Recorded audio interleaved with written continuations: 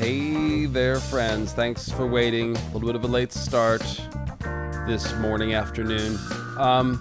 We've been having some tech issues, and hopefully we will get them ironed out. Was supposed to have 2 guests on today. I definitely have one, and hopefully we'll get our second guest added. But yes, we are here to talk about, well, what were those Kings of Winter? Thanks for watching my video about how there's probably green seers down there of some sort or another. But the question is, what sort? What sort of green seers are down there? Oh, it looks like we have our tech issues resolving during the intro music. That's all we needed? We just needed the music. Oh, this is exciting. This is exciting. Okay. So we have a very special show for you today. Like I said, we're going deep into the crypts. We're talking about what's down there from a long time ago, from just recently, everything having to do with what could possibly be down there, including why it is most likely. The others, hey there, friends. Welcome to my little planky town, top of the high tower studio. Let's do the dramatic reveal first. My first guest on my left is the return of Eldric Stoneskin. I was rummaging around down in those crypts, and look what I found. No, for real though, it's kind of like you make a video about Winterfell, and you get a little message from Eldric. That's exactly what happened, wasn't it? What is dead may never die, but rises again, eh? Here we are. So that's right. That's why I got my 36 chambers shirt. It's at least 36 chambers down in those crypts, and they are chambers of death. And then on my right, friends, it's Sansa Stark, Estanza Graves, up from the graves. Yes. Hey. Yes. Hopefully you can hear me okay. The technical issues were on my part. I don't know, my laptop did an update and decided it was not happy. So it was an all or nothing thing. Before we had a black screen and we had no sound and nothing from you. And now we have everything in full Technicolor, and it sounds great and you look fantastic. As always, cosplayer Estella Graves. Throw out your socials. Yeah, it's Estella_Graves, I believe, on here, and I think on Instagram and TikTok. So you can find me at those places. Showing off all the latest cosplays. And I'm going to keep a secret what you did yesterday, but Estella and I recorded a House of the Dragon preview, a little character preview, and Estella debuted a new cosplay that was truly incredible, book accurate, and hopefully you'll be seeing that. Well, you'll definitely be seeing that sometime this week, hopefully, or earlier in the week. I just got to get my editing fingers going. And Eldric, like I said, out of retirement, it is nice to have you back. What happened, man? What happened? I got stuck on a script and life happened and I haven't been able to get back to it. But yeah, I saw your video come out and got me re-inspired, man. It's, keen to get back. You mentioned off stream you have like children or something. Yeah, I got 3 of them. Yeah, okay, I got a herd following me around, a little wolf pack, you could say. So a little wolf pack. There you they go. keep me busy. Well, you gotta train them how to hunt. So we do it. But no, it's great to have you back, and you are gonna get back in the swing of making some videos, yeah? Yeah, I've got about 4 scripts on the go, so I just need to find the time, get the inspiration back, so get the band back together, as they say. So yeah, again, it's all or nothing. Man. All or nothing. Either we get 4 videos or no videos. But that's awesome. And I was glad to include you in our crypt stream. And it just occurred to me that you're Sansa from Winterfell while we're talking about Winterfell, not a random cosplay. Yes, I'm later season Sansa when she's back in Winterfell, when they're hiding in the crypts and things come to life. So this was me catching up to the joke. So thanks. And again, thanks to you guys for waiting while we ironed out our technical difficulties. But we do have lots to talk about. We're going to do a bunch of Winterfell stuff from a bunch of different angles, some symbolism, some plots, some theories, some ancient past, some Winds of Winter predictions, hashtag, quote unquote. And we'll also probably, if we have time, which I think we will, get to some Theon discussion, because you can't help but read those Winterfell scenes where Theon's at Winterfell without starting to think about his plot. They're very emotional as well as magical, with him communicating with Bran and Bran giving him his name back. It's really, really powerful stuff. So that's what we got on tap for today. And of course, if you have any questions or comments, you can pipe up, as someone already did. Gonna catch you on the rewatch. Wish you guys a great stream. Hey, we appreciate those rewatches quite a bit. And do leave a comment. Let us know what you think. So appreciate y'all. We got a new Squisher member. And if you join our YouTube channel member Squisher program here with the join button, you'll get an invite to our Discord. And you can also get one of those through Patreon. And it's a nice, safe place to talk about stories without, all the nasty stuff. So with that said, oh man, where do we even start? Well, first of all, what did you guys think of the video and the general idea that there might be green seers down there? Estella, I'll go to you first. Yeah, I thought it was really interesting and really fun as a topic. We, privately chatted a little bit about how there are just really a lot of references throughout the text to labyrinths in general and hidden things. And I feel like that is all just building to a reveal of what is in the crypts. And so I think it could very much be green seers. And so I wrote down some little notes about the different labyrinthine areas. And I thought it would be fun. We'll get into what else could be going on down in the crypts. I think that's actually where I want to start, is the Minotaur labyrinth idea, because once I uncork the, all the others double entendre quotes, it's the rabbit hole and all that. So Eldric, I know you have many theories and videos about the crypts. What was your reaction to the video? And obviously, again, to Chetan Biswas for rendering that stuff. I mean, wow, didn't he really knock it out of the park? I continue to look at it and just can't believe what a good job he did. Yeah, it's incredible. Yeah, it looks really good. It's perfect atmosphere he's recreated down there. And the video was amazing, man. As you know, I agree. There is everything is pointing towards the idea of green sea kings down in the bottom of the crypts. I've also taken notes, as Estella did, on the different labyrinthine areas. I had a script going about 1.5 years ago that I titled "The Maze Makers of House Stark." And I've got a heap of that stuff that I brought back up. And yeah, me and Dave haven't chatted before this one. Normally we get together and just, unleash for about a few hours, and we haven't. And so this could get crazy. So yeah, it's going to be mad. Bring me back if I'm out of control. Yeah, no promise. I'm not sure what to expect exactly. I'm always cautious, when I got two people on the panel. It's like, oh, well, I don't want to read, my notes, sit here and read my notes for you guys or whatever. So mostly what I have is just like quotes. As we talk about different topics, I'll have the quotes like ready to look at. I've got a couple little bullet points. But yeah, let's start with the mazes. And also shout out Michael Talks About Stuff. Obviously, great channel. A lot of people watch both of our channels and all that stuff. And Michael has a bunch of theories about specifically about the others being tied to physical bodies somewhere that are strapped to weirwood trees, whether that's under the wall or in the crypts. We're all sort of sniffing at the same idea. Like, the others are basically like ghosts.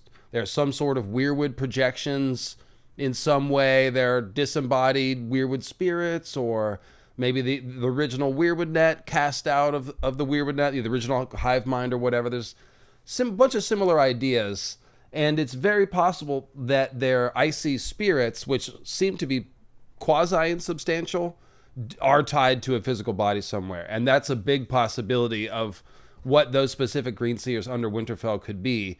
They're basically either like the original Night's Watchmen or the others. And I'm leaning towards the others. That's the kind of spoiler alert here.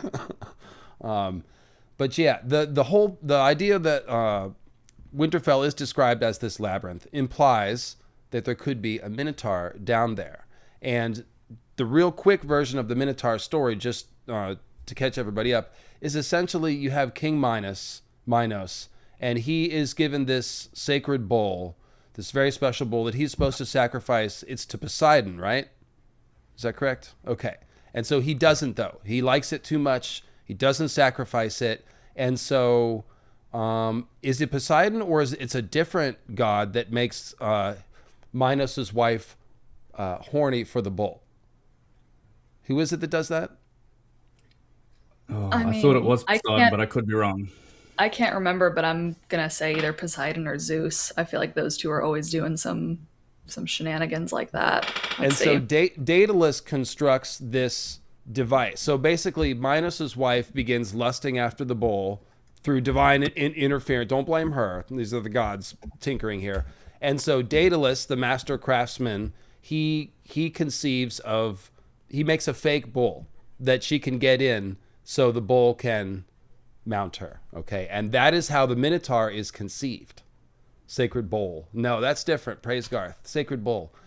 And so basically that's how the monster is conceived. So then Minos has this bull on his hands and this dishonor and all this stuff. And so Daedalus makes a maze for him to confine the bull. And so the basic idea of that George is implying here is not only is there a monster potentially in the heart of the labyrinth, but it's a monster that's connected to the owner of the labyrinth.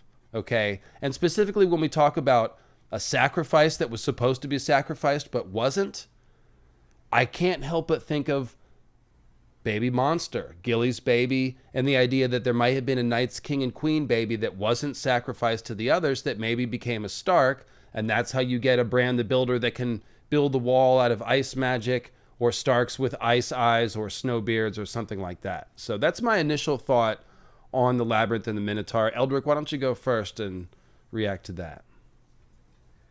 Yeah, the first thing I thought of as well was the idea of Pasiphae, that is the wife who climbs inside the bull, is that the idea of skin changing and passing into the animal, and then the idea of not mating while you're inside that animal. That seems to be a big idea within Song of Ice and Fire. Yeah, so, and you wonder why. Well, obviously it's weird, don't do it, but is there a reason? Did they create something when passing into an animal, a bit like they created a monster when she mated with the bull, and skin changing, all those sorts of theories and ideas. Another disconnected idea with the white bull is we see Jon Snow, that he's that white wolf, and he's constantly associated like the white bull of Mithras, and I'll slow down because even the Minotaur, being the monster in the center of the maze, he's a horned monster, and it brings to mind the horned green men that we think are deep down in the maze of the crypts, and potentially in the center of, having that horned green man at the center is that monster potentially as well. Well, one of Garth's children was, of course, Blackjack Bulwer. Not Blackjack, that's the Night's Watchman. Boris Bulwer, who drank so much bull's blood that he grew the bull's horns. So there's Sam's father, of course, traumatized him by making him bathe in the bull's blood, right? That some wizards, they said, oh, this is how to make him manly or something like that. But yeah, that's it. My original idea with that whole is that Gilly's baby being rescued by Sam is essentially an echo of something that happened a long time ago, where a child of Night's King and Queen is stolen / rescued and becomes a Stark. And it's the same thing as Bale the Bard coming south of the wall, and then his child becomes the heir to Winterfell. There's this, Rhaegar does it too with Jon. Rhaegar being a Night's King figure, and a bard with parallels to Bale and all that stuff, stealing Stark maidens just like Bale did, etc., etc. So there's this whole thing where it's like the Night King figure, he becomes a parent of House Stark, to put it a certain way, or you could say Night's Queen does. Somehow we get the Starks have the blood of the others, just like the blood of the dragon. So I see you nodding your head, Estella. Are you mostly on board with some of this stuff? Yeah, I mean, I think this all makes sense. And I think to even kind of go back to mythology a bit with King Minos, if we look at that story, a lot of it seemingly is about, call it what you will, like hubris, shame on the part of the king for going against the gods, and then having to conceal that shame, hide away this sin or this, issue. So I think it could very much be revealed that whatever is in the depths of the crypts, maybe it's kind of a terrible truth that when it is unveiled, could be something that is dark, a little bit scary, a little bit different than the image we have currently of the Starks, of their image. And I think it mirrors really well with Jon as a character who his whole life has been, shamed and has this shame put upon him of being a bastard, but we know that that's actually not true. So it's kind of this inverse of like the Starks are honorable, they're good, but there's some secret, maybe shame, maybe darker thing lurking beneath. And I feel like that could all tie in when whatever is revealed in the crypts is revealed. That's very well said. That's like, even before you get into any of the weeds, those are the vibes that you get about the Starks and the others. It's like there's some dark secret here. Yeah. And then just since we know how George Martin writes, like it's not going to be a happy secret. I mean, No. if Rhaegar's harp is down there and it still strums, that would be happy. But ultimately, yeah, what we find And it's out interesting that Jon, as you said, Estella, is that idea of sin and the shame of House Stark. He has dreams of needing to go down into those crypts, almost as if it's a psychological concept of him needing to hide and needing to be that he is the shame of House Stark himself. So. Yes, you're right. There's a huge unworthiness thing going on when Jon is down there. Yes. And this is jumping around a little bit, but when he's down there, he feels the eyes of the Starks like looking at him and judging him. And we know there are these like stony statues that are guarded by these, stone direwolves. And to me, that made me think a little bit of like Anubis, like this dog-headed god that's judging you, weighing your heart to see if you are worthy of being down here, of like, I never thought about Anubis. That makes a ton of sense. Very nice. And here's the quote. He dreamt he was back in Winterfell, limping past the Stone Kings on their thrones. This is when he's got the leg injury. Their gray granite eyes turned to follow him as he passed, and their gray granite fingers tightened on the hilts of the rusted swords upon their laps. You are no Stark, he could hear them mutter in heavy granite voices. There's no place for you here. Go away. He walked deeper into the darkness. Father, Brandon, Rickon, a chill wind blowing on his neck, Uncle Benjen. He's thinking... Up above, he heard drums. They're feasting in the great hall, but I'm not welcome there. I'm no Stark. This is not my place. So he's not welcome above or below. And, of course, the surface level meaning here is probably that, like, Jon is a Targaryen. And so there's this animosity for him from the Kings of Winter because of ice and fire or something like that. And then it also works for his sort of character of feeling unworthy. So there's both a magical implication and like a character-based implication. And at the end of this, I totally forgot about this. It says the crypts were growing darker. A light had gone out somewhere. And it says, but it was only a direwolf, gray and ghastly, spotted with blood, his golden eyes shining sadly through the dark. This is right after the Red Wedding. So this is almost certainly Grey Wind / Robb, manifesting here. But I was, since we look at everything as symbolism, it's like, oh, it's a bloody dire wolf, so it's a symbol of not only skin changing, but potentially that same weirwood symbol that we see with Lyanna's statue down here, weeping blood like a weirwood tree. It's not quite as explicit, but again, getting back to the truth, it's like some sort of ghastly, stark truth, some sort of wolfy thing that's kind of horrifying and kind of sad.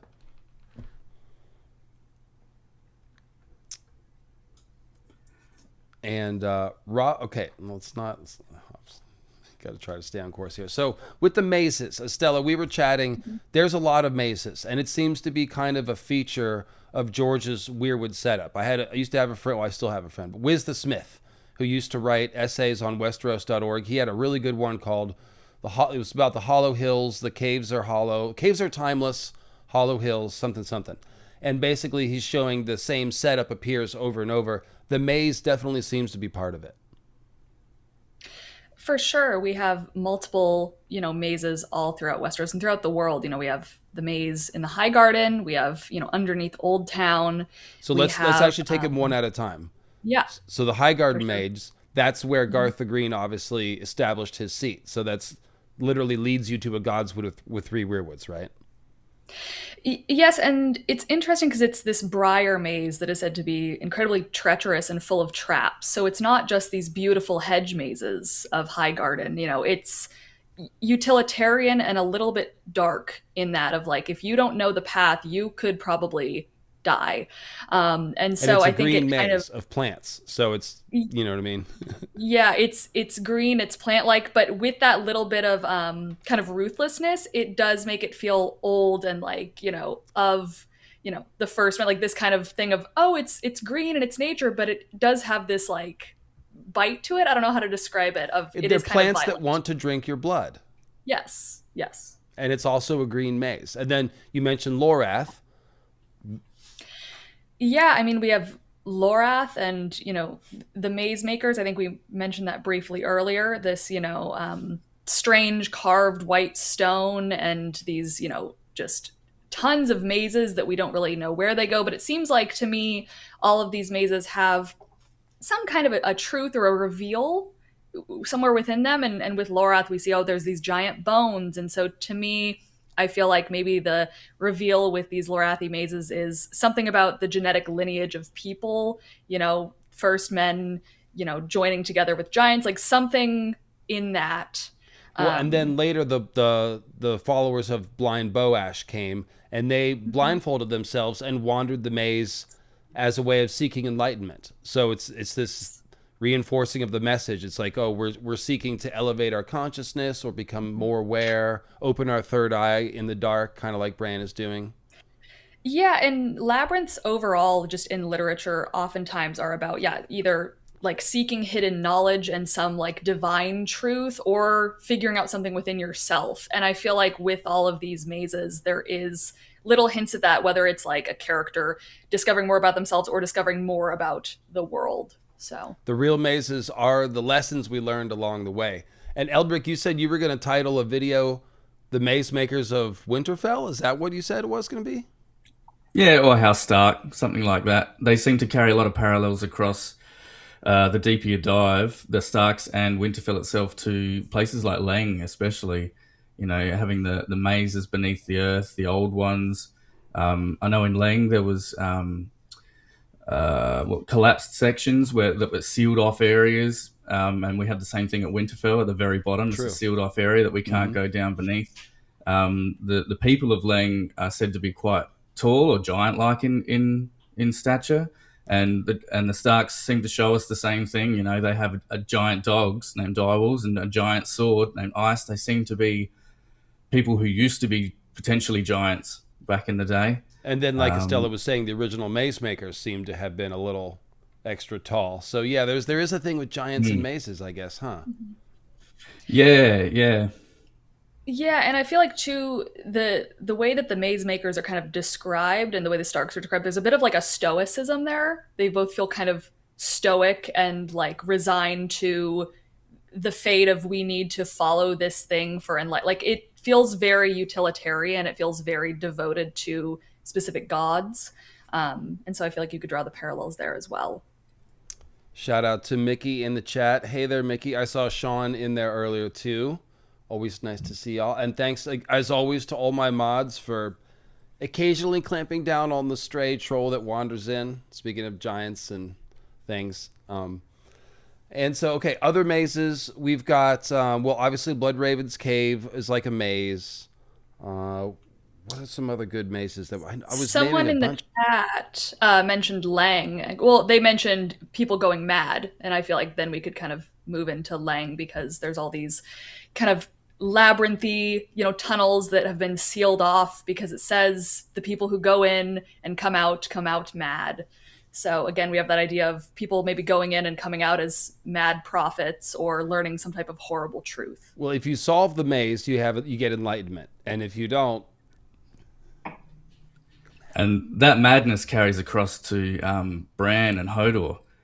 Bran becoming an old god himself in a way, and Hodor seeing the truth or being exposed to knowledge or whatever it is beyond his understanding in a Lovecraftian way, and goes mad as well. Whether that happens down in the caves of Bloodraven's cave in the maze or not, I'm not sure, but it seems likely that it might. So let me actually flip to Hodor. I've got a bunch of stuff locked and loaded, like I said, but Hodor is one of the most easy characters to recognize as serving the role as a symbolic manifestation of the Kings of Winter. So this is one of Bran's chapters in the cave. The moon was a black hole in the sky. Cue the Soundgarden. Wolves howled in the wood, sniffing through the snowdrifts after dead things. A murder of ravens erupted from the hillside, screaming their sharp cries. Black wings beating above a white world. One of my favorite moon meteor symbols right there. The eruption of darkness, flying bits of darkness with sharp cries. A red sun rose and set and rose again. It's Azor High, back from the dead. Painting the snows in shades of rose and pink. Under the hill, Jojen brooded, Mira fretted, and Hodor wandered through dark tunnels with a sword in his right hand and a torch in his left. Or was it Bran wandering? So that's a Mithras call out right there. One of the easiest ones to find because he's in the dark tunnels, which is where the Mithraeums were. Most common depiction of Mithras has a sword and a torch. But that sword is a King of Winter sword. All right? So Hodor's blade was much older. A huge, heavy piece of iron, dull from centuries of neglect and well spotted with rust. He could swing it for hours at a time. There was a rotted tree near the tumbled stones that he had hacked half to pieces. And I do think that's a Heart of Winter, corrupt weirwood tree thing going on there. Even when he went outside, they could hear him through the walls, bellowing Hodor as he cut and slashed at his tree. Thankfully, the wolf's wood was huge, and there was not like to be anyone around to hear. So he's got a King of Winter sword. Later, when Bran and Hodor are battling the Whites outside of Cold Hands' cave, he gets both the ice eyes and a snow beard. It says, icicles hung from his brown briar of his beard, the brown briar of his beard. Oh, there's the briar mace, I guess. And his mustache was a lump of frozen snot, glittering redly in the light of sunset. So he's got ice eyes, ice beard, King of Winter sword. This is some sort of manifestation of the King of Winter, and it's a giant being piloted by a green seer. Yeah, and we actually see Hodor busting out of the crypts from beneath the earth at one point too, when he opens the door for Bran as they escape. Yes, we do. That is very true. Yeah, it's that screaming hinge sound, Nissa Nissa's scream, opening the door of death, yada, yada, yada. For sure. And I think too, if we, look back at Lang, it also says that the only, things that remain of these passages in the jungle, it seems to be some remains of some extinct people, which to me, I'm like, oh, labyrinthine, tunnely things in the forest. That reminds me of like the Rainwood. That reminds me of Bloodraven's Cave. I'm like, oh, this very much feels like children, if Equevron, adjacent ancestors. And so it makes sense then, yeah, with everything going on with Hodor in these scenes, that it would also be evoking, like you're saying, this, Briar, almost like King of Summer, Green King, but then he's all icy now. He's covered in ice, being piloted by a green seer. It's all connected in that way. And I will just say, Estella, the chat loves you. I think you're great. You don't have to keep bringing up Lang just to make us like you more. No, for real though, we do love some Lang. And in case you're not hip to one of my old videos about Lang, there's this thing about the old ones. The old ones, it's a Lovecraftian term, without getting technical, for like just the old gods that are beyond our understanding and stuff. There's different classes, the great old ones and the deep ones and various things. But the great old ones are kind of the oldest gods, okay? And so in Ice and Fire, George uses the phrase old ones to describe the old gods a bunch of times. And then he also uses it to describe other things that are referred to the old gods. And so he explicitly tells us the old ones live on Lang underground in tunnels. And then he shows us the Langi, and they're like 8 feet tall, and they have brown skin and golden eyes. Yeah. They look like really tall Children of the Forest hybrids, super tall. And so the theory is that the old ones under Lang are actually the same as the Green Men. Because Ned, in the very first chapter, he's talking about his gods were the old ones. And John's like, oh, I'll pray to my old ones. And so basically, I think what George is doing is telling us that the Green Men may have come from Lang or also lived there, or Lang is just like this elaborate parallel for the Isle of Faces, which has the Green Men on it because it's the Holy Isle of Lang, Holy Isle of Faces, on and on and on. So when we're talking about old ones in Lang, basically that's just being used as a parallel to tell us about green men down in caves in these mazes and stuff like that. So, and you mentioned Rainwood, one of you guys. Rainwood also has these deep mazes and stone faces down there too. Yeah, and I think with like the Rainwood, with Lang, the kind of secrets being revealed to us is that, oh, Children of the Forest presence has been known around the world, like, green men in far corners of the world, in different places, not just in the north, not just in Westeros. And to jump around a little bit too, I mean, that goes into like stuff with Old Town of like, it seems like, Old Town underneath the High Tower has this labyrinthine maze that, may be alluding to Great Empire of the Dawn also having a presence in Westeros earlier, or just in general, more than people expected. And so again, it's reiterating those themes of, with these labyrinths and these mazes, it's telling us a little bit of a secret of either people who were here before, trying to connect it to the greater story, etc. Yeah, that was the one I think I was trying to think of, is the fused stone fortress under the High Tower. The High Tower itself being a kind of weirwood symbol. It's a white tower crowned with red flame. It gives you the ability to see really far, and there might be secret knowledge in there and stuff like that. So you mentioned real quick the Ifakevron, the Children of the Forest that are in I have made a video about that, and it is coming out this week as well. Those are the two videos I have next week. Is this one? It's also about the centaurs and the horse skin changers, so I stuck a little centaur man on there.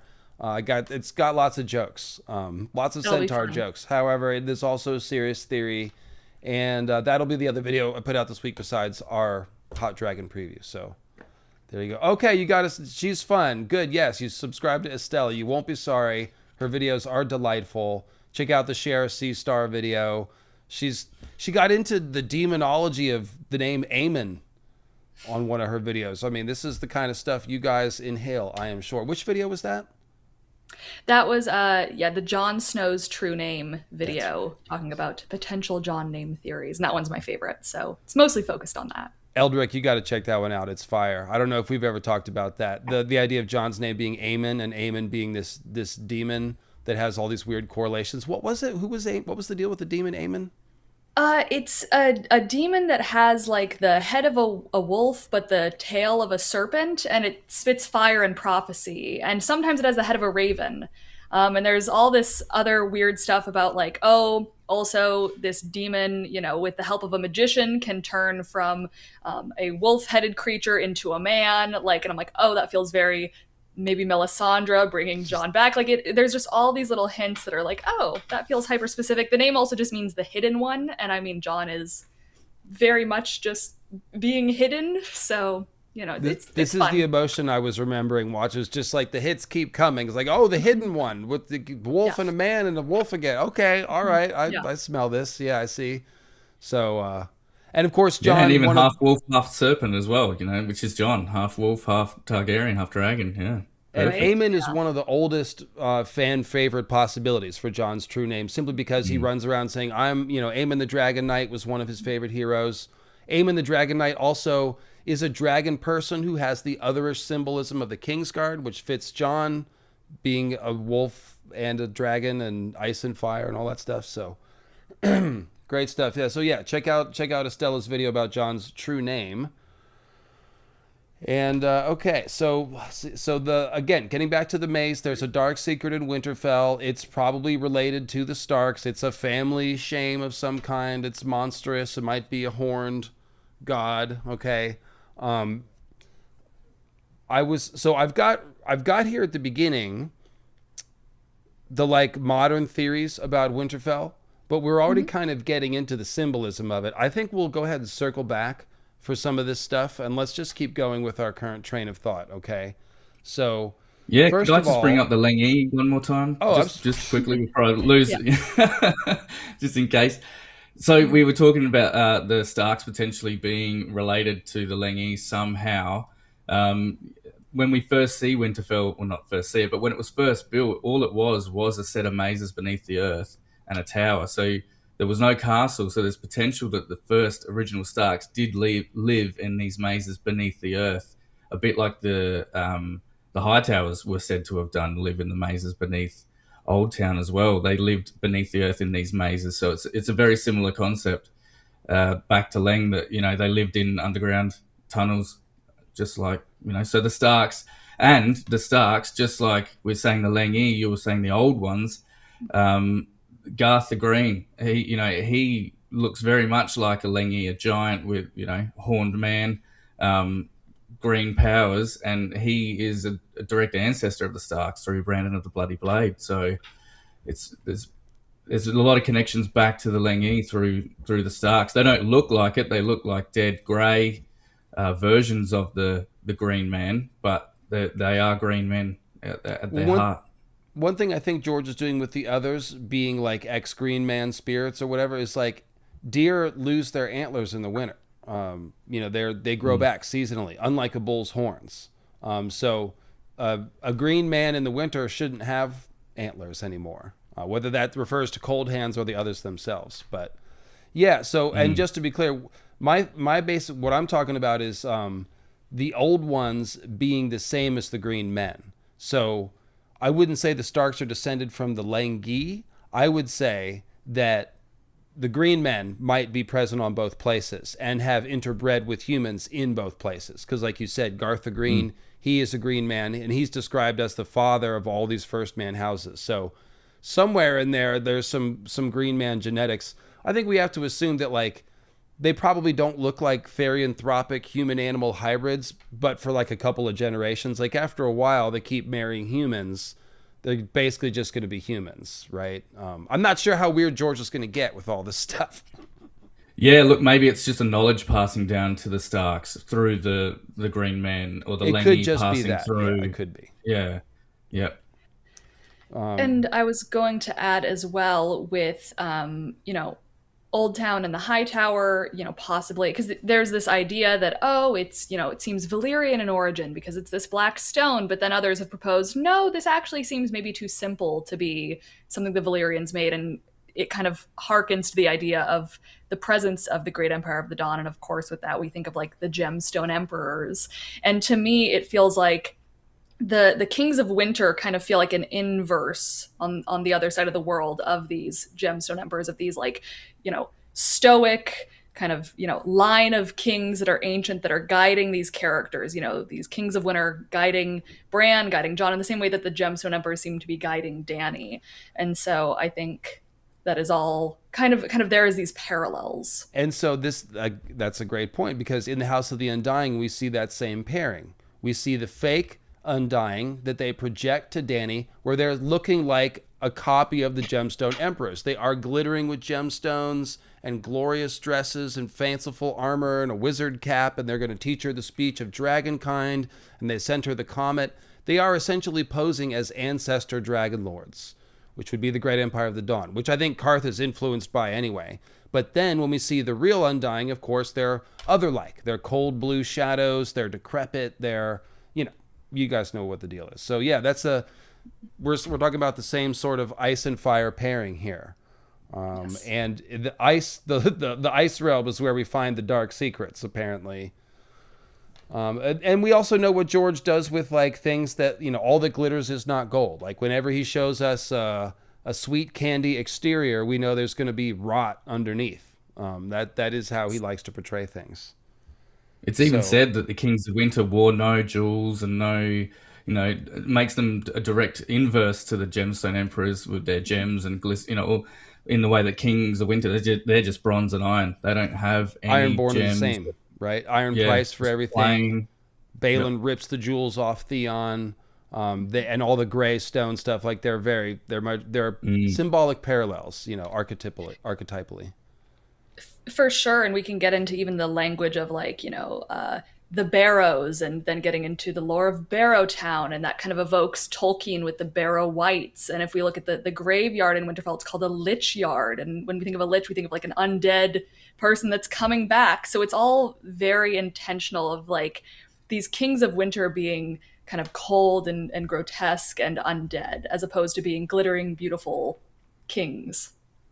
So the famous Game of Thrones line where Robert gets to Winterfell and he's like, Ned, where's all your people?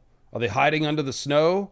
Or it's like, oh, they've never seen a king before. And there's this double entendre about maybe there's kings under the snow here, and it's Jon Snow who's, royalty hidden under the name Snow. But there's also like, where are your people hiding under the snow? It's like, what kind of people hide under the snow?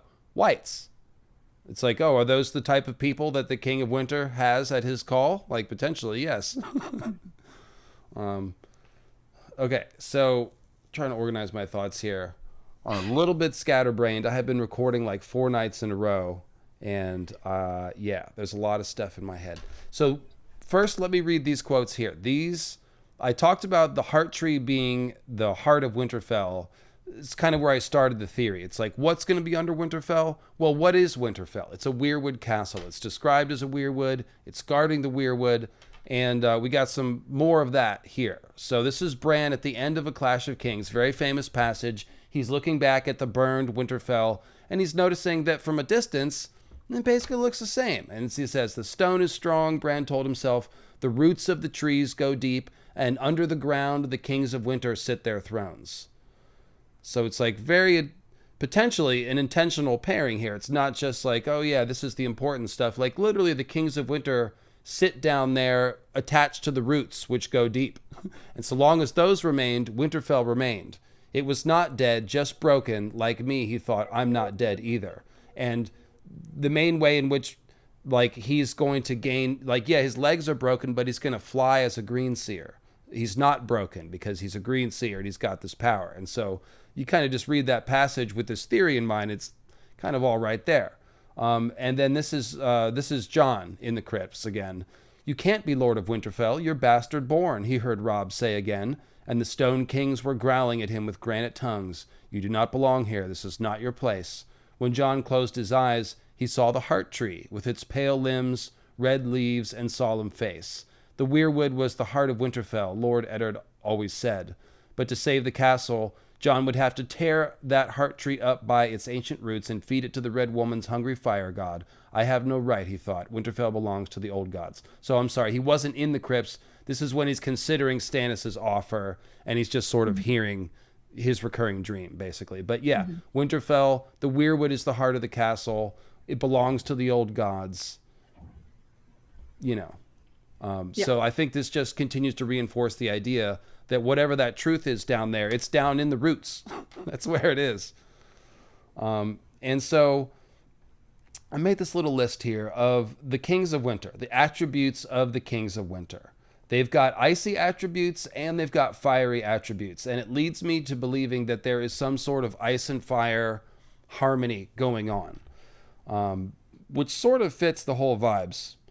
So, for example, they're called the kings of winter. The kings of winter. If Robert is the king of summer, what does he do? He represents summer. He is a walking manifestation of the bounty of summer. He's had so much bounty that he's grown bountiful, okay?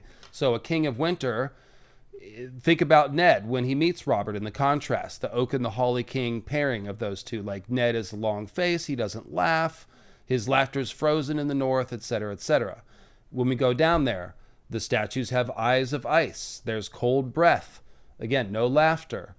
It is an underworld, and there's reference to the frozen hell reserved for the Starks. So if it is a hell, it's a frozen hell. There's guys down there named Brandon Ice Eyes and Edric Snowbeard. And then there's this passage about Brandon Ice Eyes falling on the wolf's den amid a terrible winter to kill all the slavers. It's like an invasion of the others. And I've got this right here. So when the old king... Actually, Eldric, why don't you read this one?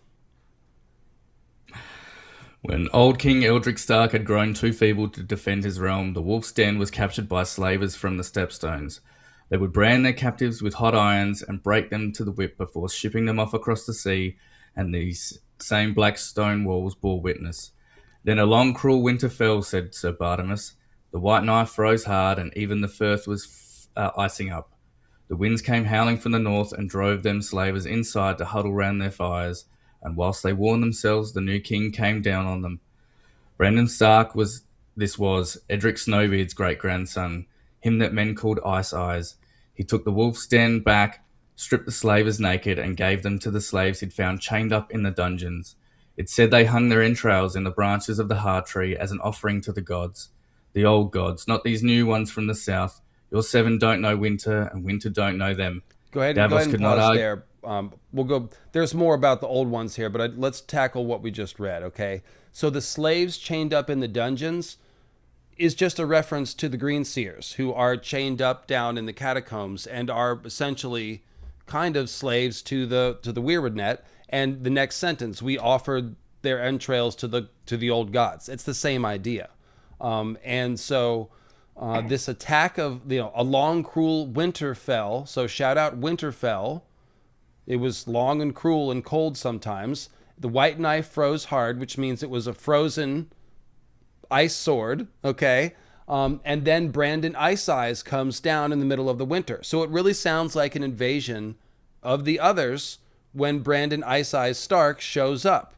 And there we see that a lot. Like, for example, Peter Baelish says, "Oh, I heard you Starks melt when you come south of the neck," as if they're made of ice. Yeah, and we get references to the Starks having ice in their veins and having these cold gray eyes, So there's a lot of imagery just beyond them, being these, holders of the North. It seems like they themselves are the frozen North, like human incarnate almost is the vibe we get. And so with that, yeah, it makes sense that they might have some other blood going on with them. I would not be surprised. It seems like it's very much hinting at that. And that's also how the only way that you could get Bran the Builder building the wall, which is made out of ice, unless they literally just cut and stacked the blocks and there's no magic at all, which none of us believe that. Then somebody that could control ice magic that wasn't the others probably built the wall, or at least it either was the others or it was a Stark who could use ice magic. And how do you do that? Like, potentially having the blood of the other is a good way to do that. And again, too, we have that, obviously Bran the Builder has helped build many structures throughout Westeros, but just thinking about labyrinths and things, it is said by some that he did help rebuild the High Tower.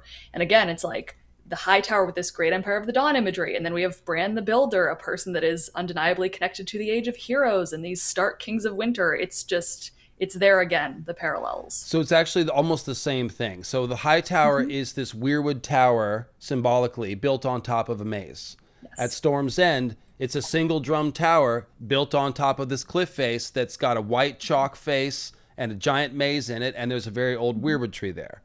And then at Winterfell, we're building the first keep tower on top of the labyrinth, and building a wall around the Godswood. So it's, it's kind of the same thing. Reading Rhaegar, you're late to the chat. 36 chambers down in the crypts of death. So that's the joke. And then, of course, it's also interesting to go through to just quickly, the tower and the maze. It's interesting that Bran, the two things that awoke and gave him his Greenskin gift was the tower and the maze. He fell from the tower. It caused him to become close to death. And then he went and sat beneath the earth in the maze, in the darkness, to awaken his powers. So it's almost like a Greenseer training ground, Winterfell, in the way that it's just the right height to fall, to fly, and to nearly die. And then you can fly once you sit beneath the earth and awaken your powers. It's the tower and the maze. And it's even an inverse as well, in the way that if you flip the earth around and the crypt becomes the tower, the oldest king is sitting at the top of the tower or the bottom of the crypt. So it's an inverse as well of as above, so below, in the same way. It's a tower beneath the earth. Oh, sorry. I was just saying Queen's Crown. Same thing. There's the maze under the water, so it's the Green Sea maze, and then there's the tower. And once they get to the top of the tower, Bran's skin changes Hodor, and the lightning strikes, and he also skin changes Summer the wolf and helps Jon out in the battle. Same thing with the Night Fort. We got the tower is basically the well shaft with the Weirwood tree on top. And there's not a whole maze, but there's at least a tunnel through the Weirwood face. So maybe it branches out after that. It's a little maze-like, but it's the symbol is there. There are Well, the and wormwoods beneath the wormways beneath the wall as well, which are Oh, sort of true, maze-like true, as well. true. And the actual chambers within Queen's Crown are described as maze-like by Mirror as well in one of the quotes too. So, but go ahead, Estella. Sorry.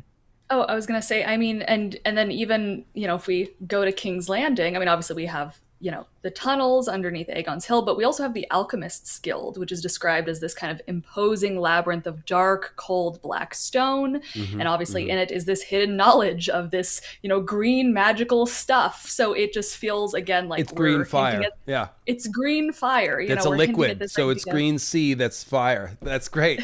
That's great. But it's true. It's like it's at the most base level. It's like green magical knowledge underneath hidden dark cold labyrinth. Like that's just again and again what we're seeing. Yeah.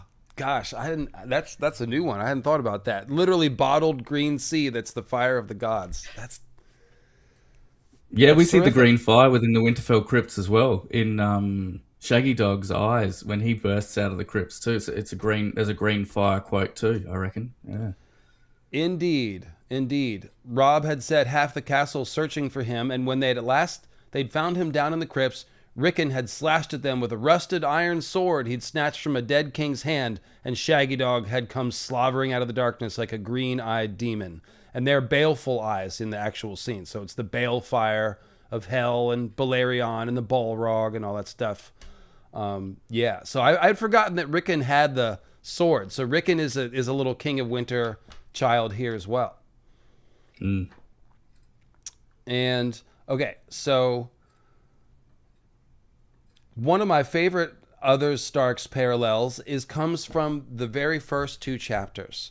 So the prologue ends with Garrett fleeing the others. Essentially, he witnesses Waymar and Will and the whole thing, and then he freaks out and flees past the wall and straight and gets caught somewhere near Winterfell. Right. So he goes from almost being killed by an other's ice sword to being executed by Ned's ice sword. So there's a parallel role here between the others and Ned that's presented in the first two chapters. These executioners with ice swords who are killing Night's Watchmen when they go too far north of the wall or too far south of the wall, almost like they're tag teaming and keeping the Watchmen at the wall. So it's just endless metaphors that put the Starks in the role of the others in different ways. But on the other hand, Winterfell is a bastion of warmth against the cold. The hot springs might be heated by a dragon. There might be a dragon's egg down there. There was a winged serpent whose roar was a river of flame that the wolves saw hatch from the first keep when Ramsay burned Winterfell. It's probably just symbolism, but gosh, there's a lot of dragon stuff in there. Cerberus is a hellhound, and specifically the Stark hellhounds, the direwolves, they all have fiery eyes. Every description of the Starks, fiery eyes. And then there's Theon's nightmare vision of, I think they're wolves with boys' heads, but they're dripping like they smell of sulfur and brimstone, and they're dripping black blood and stuff. It's very fiery. Bran's nightmare of climbing the tower towards Jaime and Cersei. The gargoyles on top have fiery eyes, and they start walking down the tower at him, which recalls the original gargoyle legend, which is tied to dragons. And of course, the other place we see gargoyles prominently is Dragonstone. Bran is a summer king with a summer wolf. He has a burning third eye, and the wolf is like a warm bath as he's waking up from his coma. Ned's sword is a dragon sword. It's Valyrian steel, and it's now been stained black and red as Widow's Wail and Oathkeeper. So it's a black and red dragon sword, and down in the crypts, they're black iron swords that have rusted red. So there's this mirroring symbol where Ned's got the sword that matches the swords of the King of Winter, but it's Valyrian steel, which is weird. And it's named ice. So you see what I'm saying about the ice and fire. Like that's the answer here, is that it's a combination of ice and fire. But I just wanted to point out the copious fire symbolism that's just very easy to miss. There's the Mithras symbolism. We already saw it with Hodor. It's also there with Jon. He's got even more Mithras symbolism. That's explicitly about flaming swords and torches and things. And then just as there's a parallel to the wildfire, there's also a parallel to the dragon skulls under the Red Keep. When Arya is there, she directly compares it to Winterfell. There's a spiral stairs, the spiral well, the eyes seem to follow you. And I think I'll stop there, but I think I've made my point. And those dragon skulls, Arya, even though she would probably know that they're dragons, always refers to them as monsters. She calls them a monster, so it's almost like that monster that we're talking about at the bottom of the crypt. There's a monster down there. She should know they're a dragon skull, but she always refers to them as a monster. You're right. She does.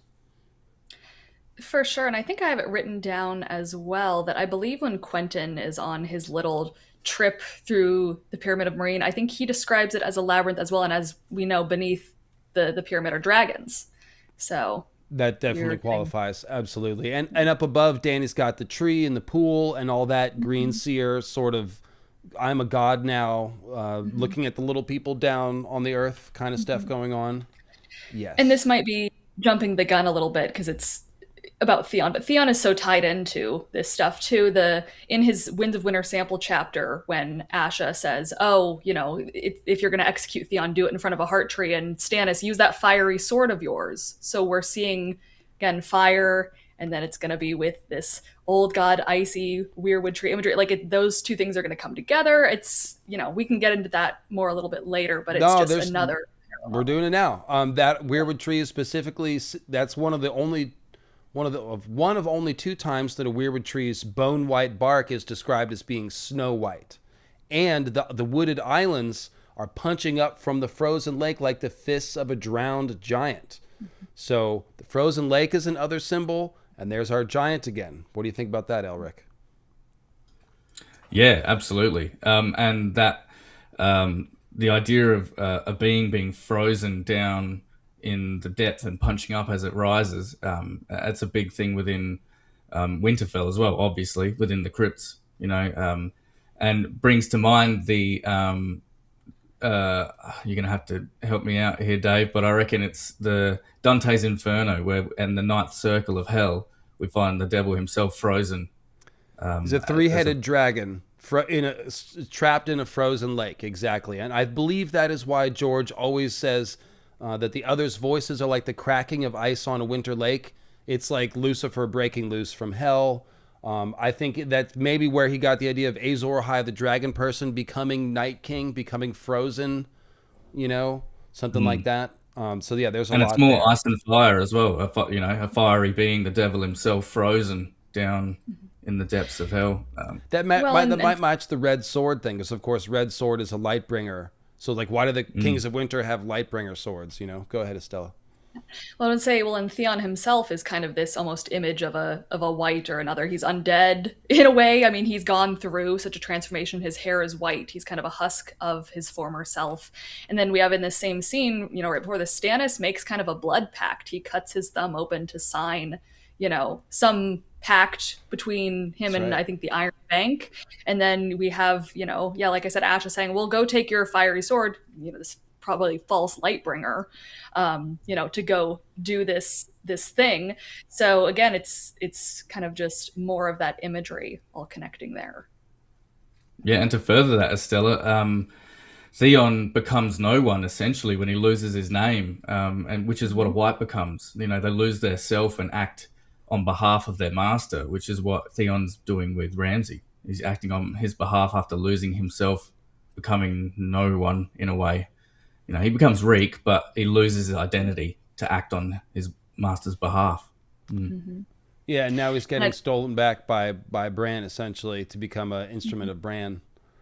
And I just wanted to throw out there, too, someone made a joke in the chat, I think, about Roose Bolton being a vampire, but I did write down that in this chapter, Theon thinks to himself, it's this line where Stannis says, "I know a quicker way." Stannis drew his dagger. For an instant, Theon thought he meant to stab the banker. "You'll never get a drop of blood from that one, my lord." He might have known. And I'm like, oh, is Theon making a little bit of a joke of like, this capitalist banker is soulless and bloodless, and he's a vampire? And I would know because I've been hanging out with the vampires a little bit with, Ramsay and Roose. It just made me laugh, where I was like, oh, even though Theon is in like a dire situation, he's still kind of making jokes to himself in his head. So Yeah, that one's. I almost just read that as George's joke, but yeah, that's a pretty great one. And of course, Roose Bolton is heavily vampire coded if he's not an actual vampire, which is Yeah. not completely off the Coding. table in my mind. Let me get a couple Yeah. super chats real quick, and also this comment about me looking pretty today. Where was it? Yeah, thank you, appreciate that. I'm just trying to hang with my good looking guests here, but let's see. Crips rule everything around me. Thanks for the last 10 years. And then Kimberly had a question about the thread in the labyrinth. Will any of our characters tie a string to their foot like Theseus? This is part of the part of the myth, that I hadn't really thought about as much. The string to get back out. It reminds me of Jojen talking to Bran. They're saying, don't stay too long in there. You got to be able to remember who you are. So I think that's maybe not a literal string, but it's something about retaining identity and not getting totally lost in the sauce, if you will. Does that make sense to you guys? Yeah, it brings to mind Arya when she goes to the House of Black and White is another maze we haven't even spoke about above a weirwood. When she, Huge the maze. thing that keeps her remembering who she is or remembering her way out is needle, which is a thing that you would thread string with. So maybe that's just come to mind now. 100%. It works even without the needle and thread thing, because it's a bit of her identity that she's keeping as an anchor, so that even when she goes into the maze, she still remembers who she is and can come back out and reclaim her identity. But on top of that, it's been already compared to a sewing needle more than once. And so there is your thread. That's actually fucking brilliant. That's crazy. That's crazy brilliant. I was going to say, too, thinking about Theon as a character, he's a character that's just been broken apart and fractured, and he's having to pick up the pieces and figure out and find out who he is again, which in a way is him going through his own kind of mental labyrinth of who am I, what do I want, what do I want to be, what am I if I'm not Theon Greyjoy? And I think we've seen with him, his kind of string, his through line, seemingly is the idea that he does at the end of the day want to do good, and we see that with him kind of selflessly helping Jane. And then from there, he's starting to kind of get back to who he was and what he is. And I think with the help of Bran, he will kind of finally find his way out of the labyrinth and through that through line to his purpose, which we, I think, talked about a little bit. The name Theon, it's interesting. It means untamed, but it also means belonging to God and godly. And so you have this double meaning of who Theon was and then who Theon will likely become, which I think is in the end going to be loyal and helpful to the Starks, to his gods in a way, to Bran, who is, like we said, kind of becoming a god. What language does the Untamed translation come from?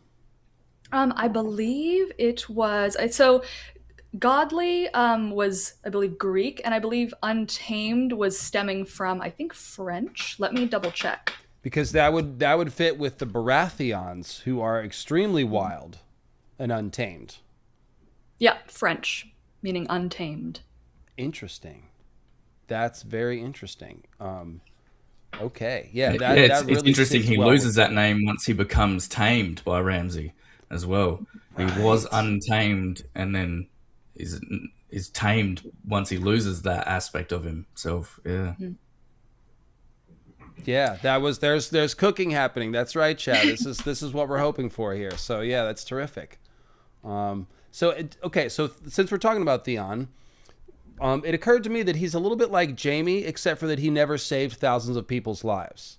Okay, so Jaime is sort of stolen away from his family, and he gets very disillusioned, and he's basically an arrogant asshole who killed a kid.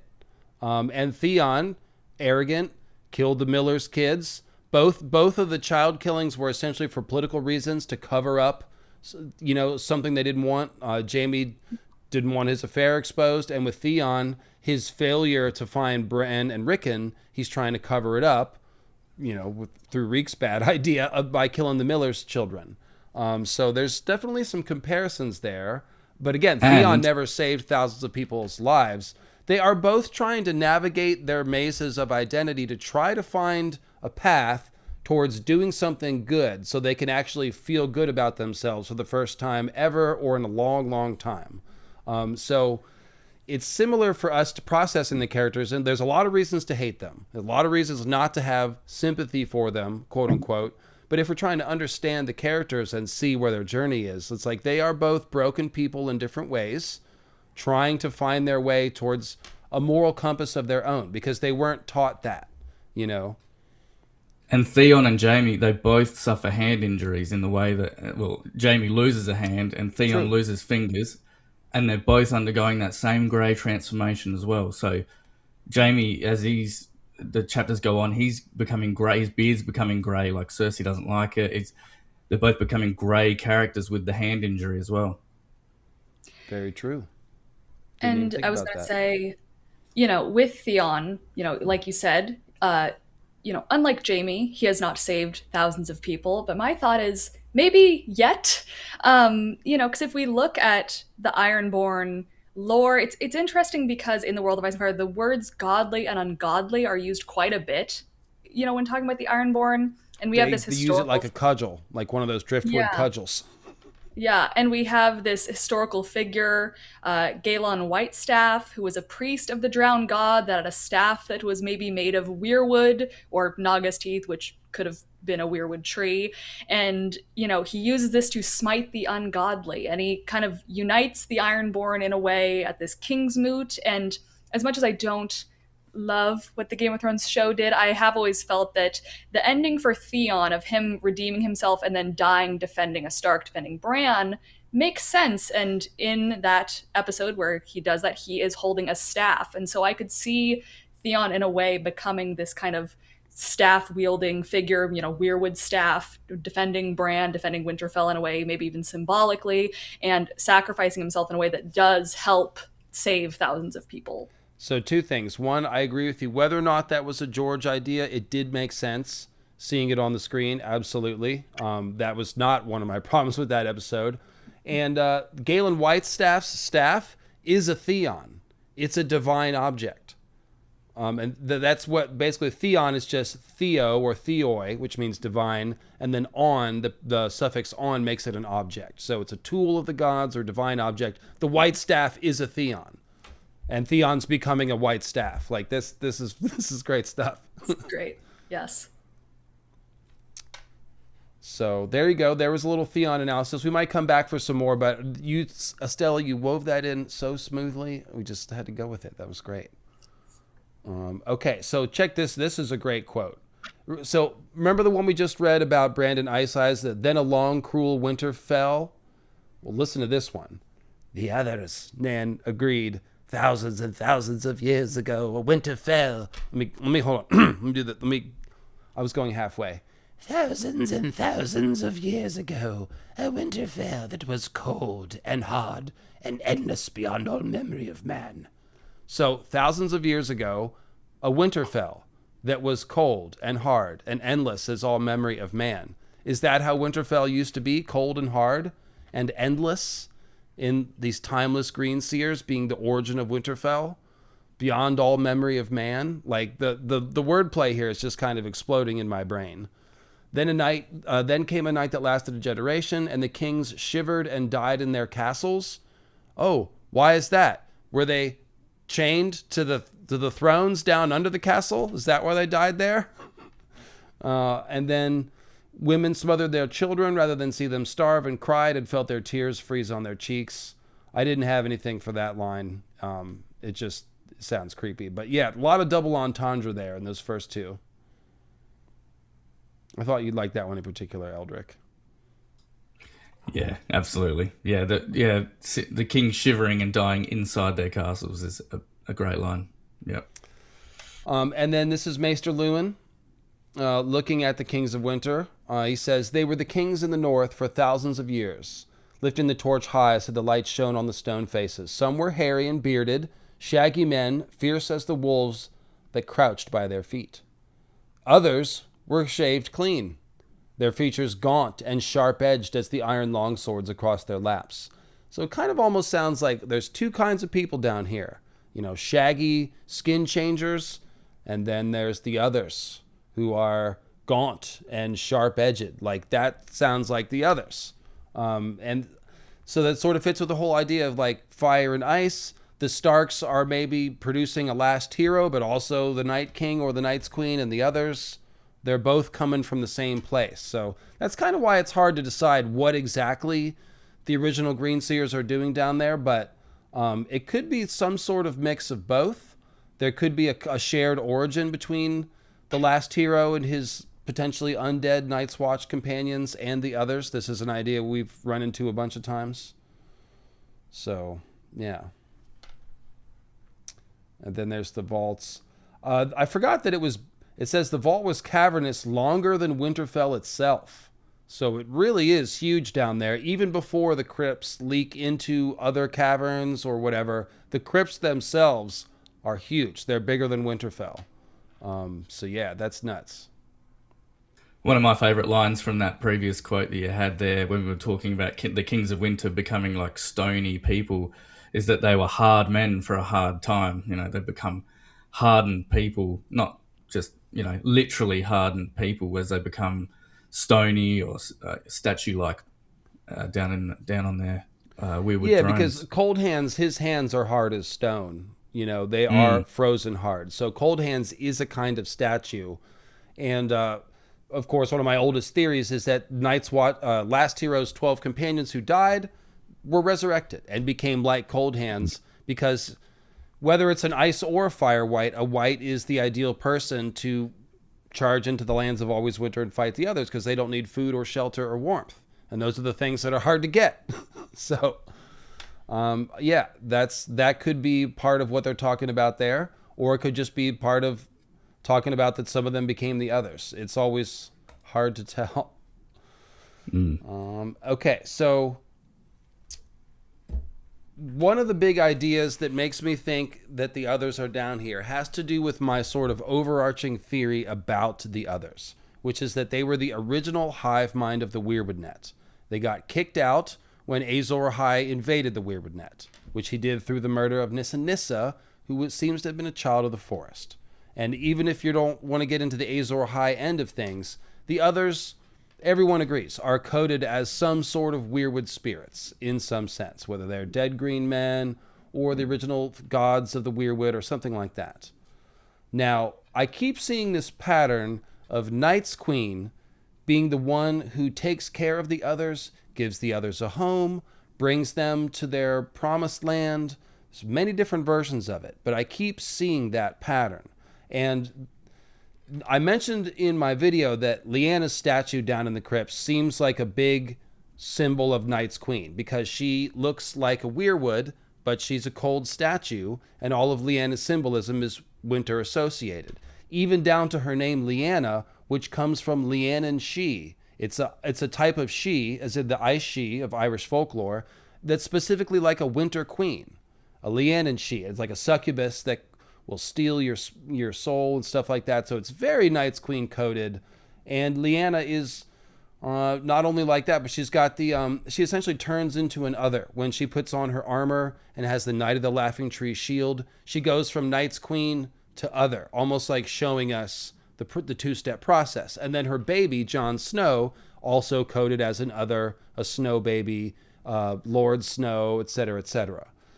So it seems like part of the secret here could be about Night's Queen. Let me get your takes on that before we go into some of these other quotes and evidences. What are your thoughts? Either one of you. Yeah, no, I agree. Lyanna being down there is, I think, a big clue towards that in the way it almost implies that maybe Night's Queen is trapped down there, and you know I know it's Lyanna's place, but she's a crying statue. She's not meant to be down there. Normally Robert says that. Yeah, she's not meant to be. She should be somewhere else, but she's trapped down here. This is her place, Ned says, and you know she's crying. And we see Lyanna that crying. She was trapped at the Tower of Joy, and her protectors or guards were other coded Kingsguard. Yeah, that's true. Yep, correct. Yeah, and we see that motif of the crying female statue all throughout the series. There's a list as long as my arm.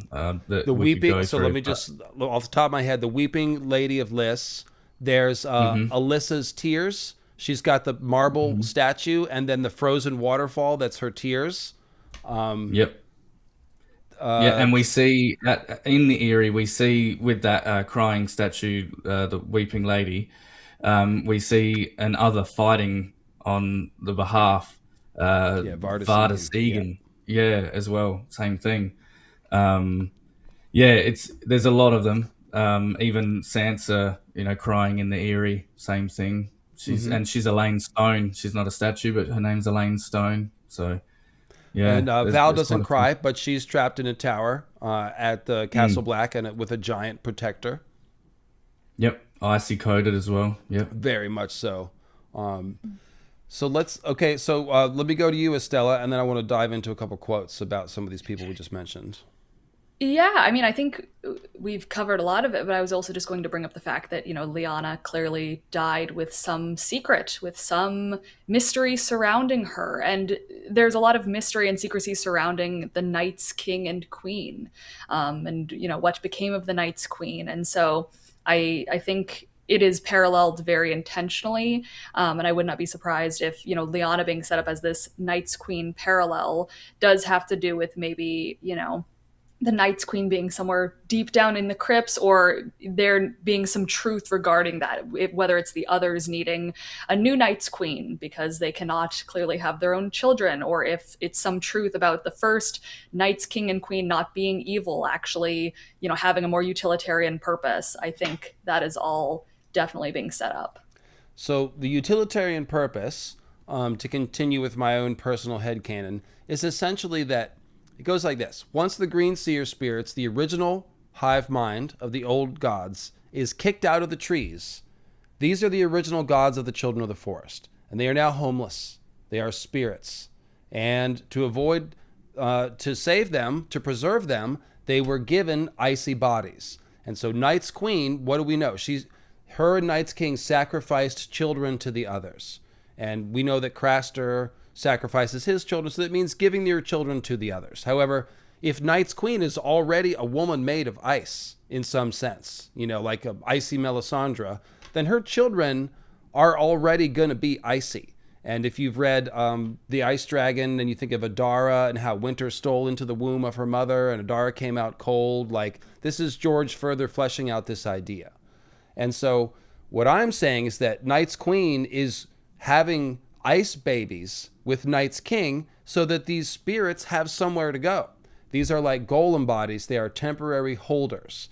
And this gives us a potential solution for the others, which is to give them the tree homes back. This is also why the children of the forest have never tried to wipe out the others, which they seemingly could do pretty easily. The others are fragile. They pop they're one-hit kills if you have the right weapons. If you have dragonglass arrowheads, the others can't come within 200 yards of you, or they're dead meat. But they never do that. They never try to wipe them out. They kill the whites, but not the others. And I think that is because their whole game is to wait for Bran, who can cleanse the Weirwood net. He's going to download the thing that's in there out of the trees so the other spirits can be put back in. That is my grand solution to the problem of the others. And that gives us this plot, this part of the story where the others need a home, and Night's Queen is having magical children to sort of give those spirits a home. And so that would be the complicated truth of why this whole giving children to the others is actually not just pure evil. It's this patch. It's trying to preserve something until it can be fixed, kind of a thing.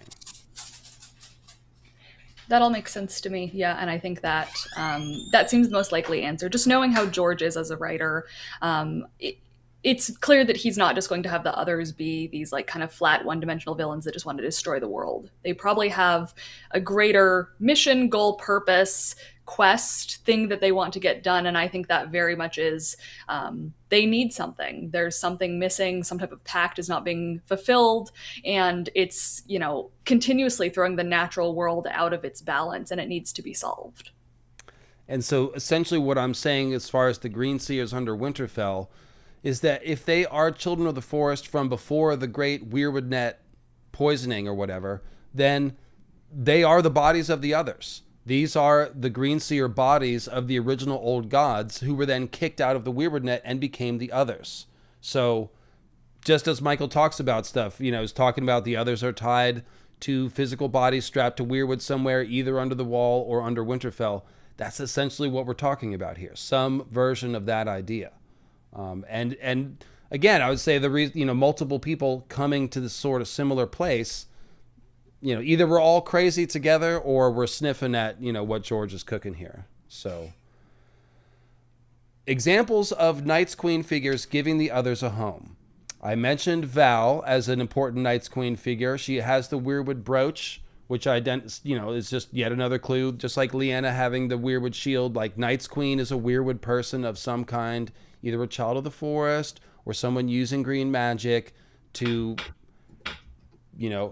become an icy wizard. Because of course, ice is a part of nature. The children of the forest, we don't know what the limits of their power is. It might not be just tree magic and skin changing. It's very easy to think that, they can use wind magic, water magic, ice magic, maybe even fire magic. They are harnessing obsidian and using that against the others. So all of the magic could essentially come from green magic at the core. But Val has the weirwood brooch, and what does she do? After the first fight with the wildlings, there's a whole group of wildlings that are still in the north, and Jon essentially sends Val out to find them, Tormund and his wildlings, which she does, and then she brings them to the wall, and they bring them through the wall. And then the other wildlings that are still left, they're at Hardhome under the watch of Mother Mole, and Mother Mole she lives under a tree. Morna Whitemask is there too, and she's got the weirwood mask. So there's like this repeated Night's Queen weirwood figure, sort of always babysitting the wildlings and leading the wildlings around. Do you want to pipe in, Estella? Oh, I was just going to add as well, if you think that Maelora Hightower also is this Night's Queen figure, if she is the woman in these dreams and visions with the pale, fiery hands that will then link up with Euron as this kind of false Night's King and Queen image, then leading the Ironborn, who we've kind of established seem to have a lot of parallels with the others as well. That's just another kind of Night's King and Queen reference. Yeah, Euron is the one who's got, his drowned men are coded as whites. What's, dead can never rise. But he's got the other ships and the other captains and all this icy language. And he needs a Night's Queen really bad. And we've seen Hands of Whitefire Lady. That must represent his Night's Queen. Could be actual Night's Queen in spirit form, or could be Maelora Hightower interacting with him through the glass candle. I'm now leaning in that direction, I would say, that it is Maelora. But the best example is really Sansa. Sansa in the Eyrie, that is the jam. This is where I found the pattern that I then saw sort of repeating everywhere else. Where's Sansa? Sansa? I know she's in here somewhere. Oh, probably under Night's Queen, yes. I see under Night's Queen, Sansa in the Eyrie. I know, but I thought I clipped the actual quote. There it is. Sansa making others. She scooped up... Oh, first we got to read this one. After Sam kills the White Walker, he is famously greeted by Cotter Pike, who says, "Sam the Slayer, are you sure you stabbed an other and not some child's snow knight?" A snow knight being obviously a Westerosi version of a snowman. However, if Night's Queen is a child of the forest or using child of the forest magic to give the others bodies, then the others are the snow knights of the children of the forest. There are other clues that is the case, but let's go to this quote in this Storm of Swords famous snow castle scene with Sansa. It says, "She scooped up a handful of snow, squeezed it between her fingers, heavy and wet. The snow packed easily. She began to make snowballs. They're round and white and perfect, but then she thinks, what do I want with snowballs? She looked at her sad little arsenal." I always like that, the arsenal of snow weapons. "There's no one to throw them at. She let one she was making drop from her hand. I could build a snow knight instead," she thought. Or even, and then she begins making Winterfell Castle. So it's like, I could make some others. I kind of have made some here, because you put 3 snowballs together and you got a snowman, right? A little small one. And then she makes the snow castle. We don't need to read the whole thing, but it says she's basically turning into a Night's Queen as she does this. She's getting pale. She's caked over in snow.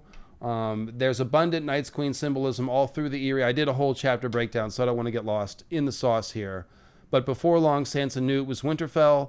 She found twigs and fallen branches beneath the snow and broke off the ends to make the trees for the gods' wood. And when she makes the bridge, which is a big weirwood symbol, Peter tells her pack the snow around a twig. So there's it's almost like a diagram of the others. It's a twig wrapped in snow. You know what I mean? I could see that, yeah.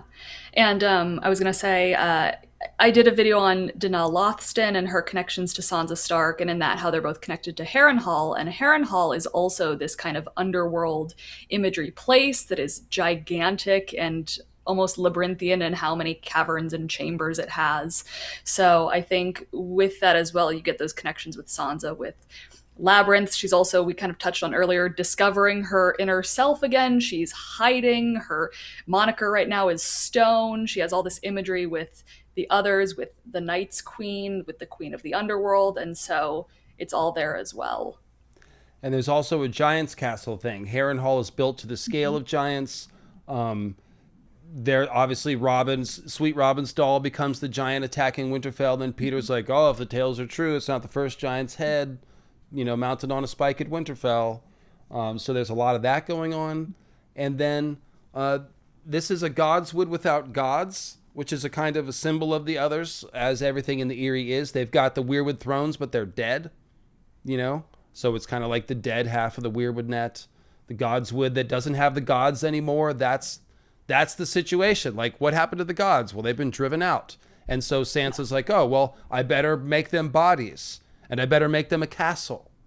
Oh, it's Winterfell.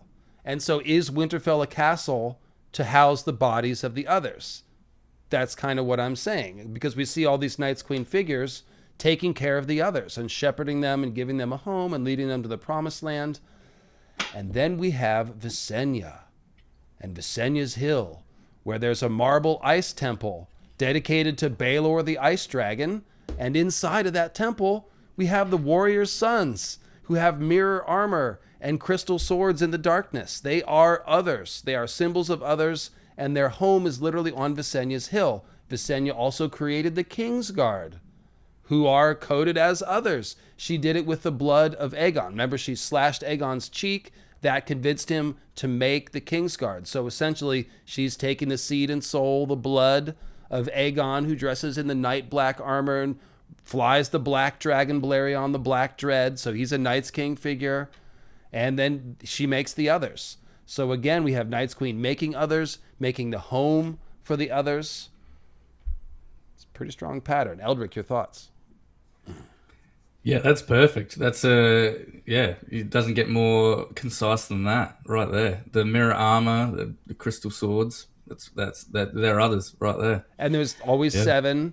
In the prologue there was 6 others, but the 7th is basically Waymar, because he gets the one blue star eye, which signifies him as like an ice wizard, leader of the others, like Aemond One Eye or Euron, same symbolism. Alt Bloodraven, if you will. Frozen Othin. So 7, always 7. And then, yes, always 7 Kingsguard, or 6 plus the Lord Commander, if you want to say. Mm-hmm. And so that is what I think is under Winterfell, is the bodies of the others. And potentially, I don't know if Night's Queen has a body or if she's there in spirit, but she is in that frozen half of the Weirwood net, seemingly, like protecting the others still in some form, something like that. Potentially needing a vessel. Yes, we're looking for many vessels. Potentially, Jon and Euron better watch out. These.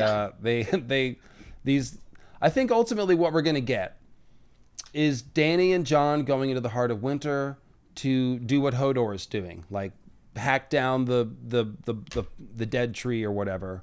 And it's Bran that's got to do like Weirwood net surgery. And somehow through these combinations of actions, we're going to like forestall the others on the battlefield while Bran fixes the Weirwood net. And somehow Jon and Dany are going to lead them home. I think they might become like a new Knights King and Queen. It might just be Jon. It might be both of them. I could definitely see a few scenarios like that because Dany's got some sneaky Knights Queen symbolism, and she does a similar thing with the Unsullied. They are coded as whites. She gives them their name back. She frees them from bondage. She becomes their home, basically. So, yeah, that's actually another iteration of the pattern, I guess.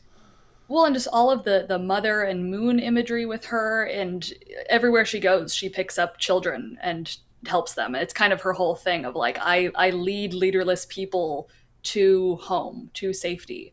So I could see that being the full, turning of her arc, is doing it one more time in a way that then helps fix the world. Oh, thanks, Sean, in the chat pointing out, when we think of a hive mind, we think of insect hives, like a beehive. Usually they have a queen.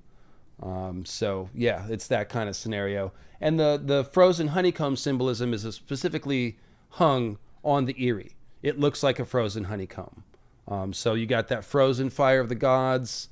The honey is the food of the gods. It often symbolizes the power of the gods. And that's why Val has the honey-colored hair, I believe. It's a similar symbol.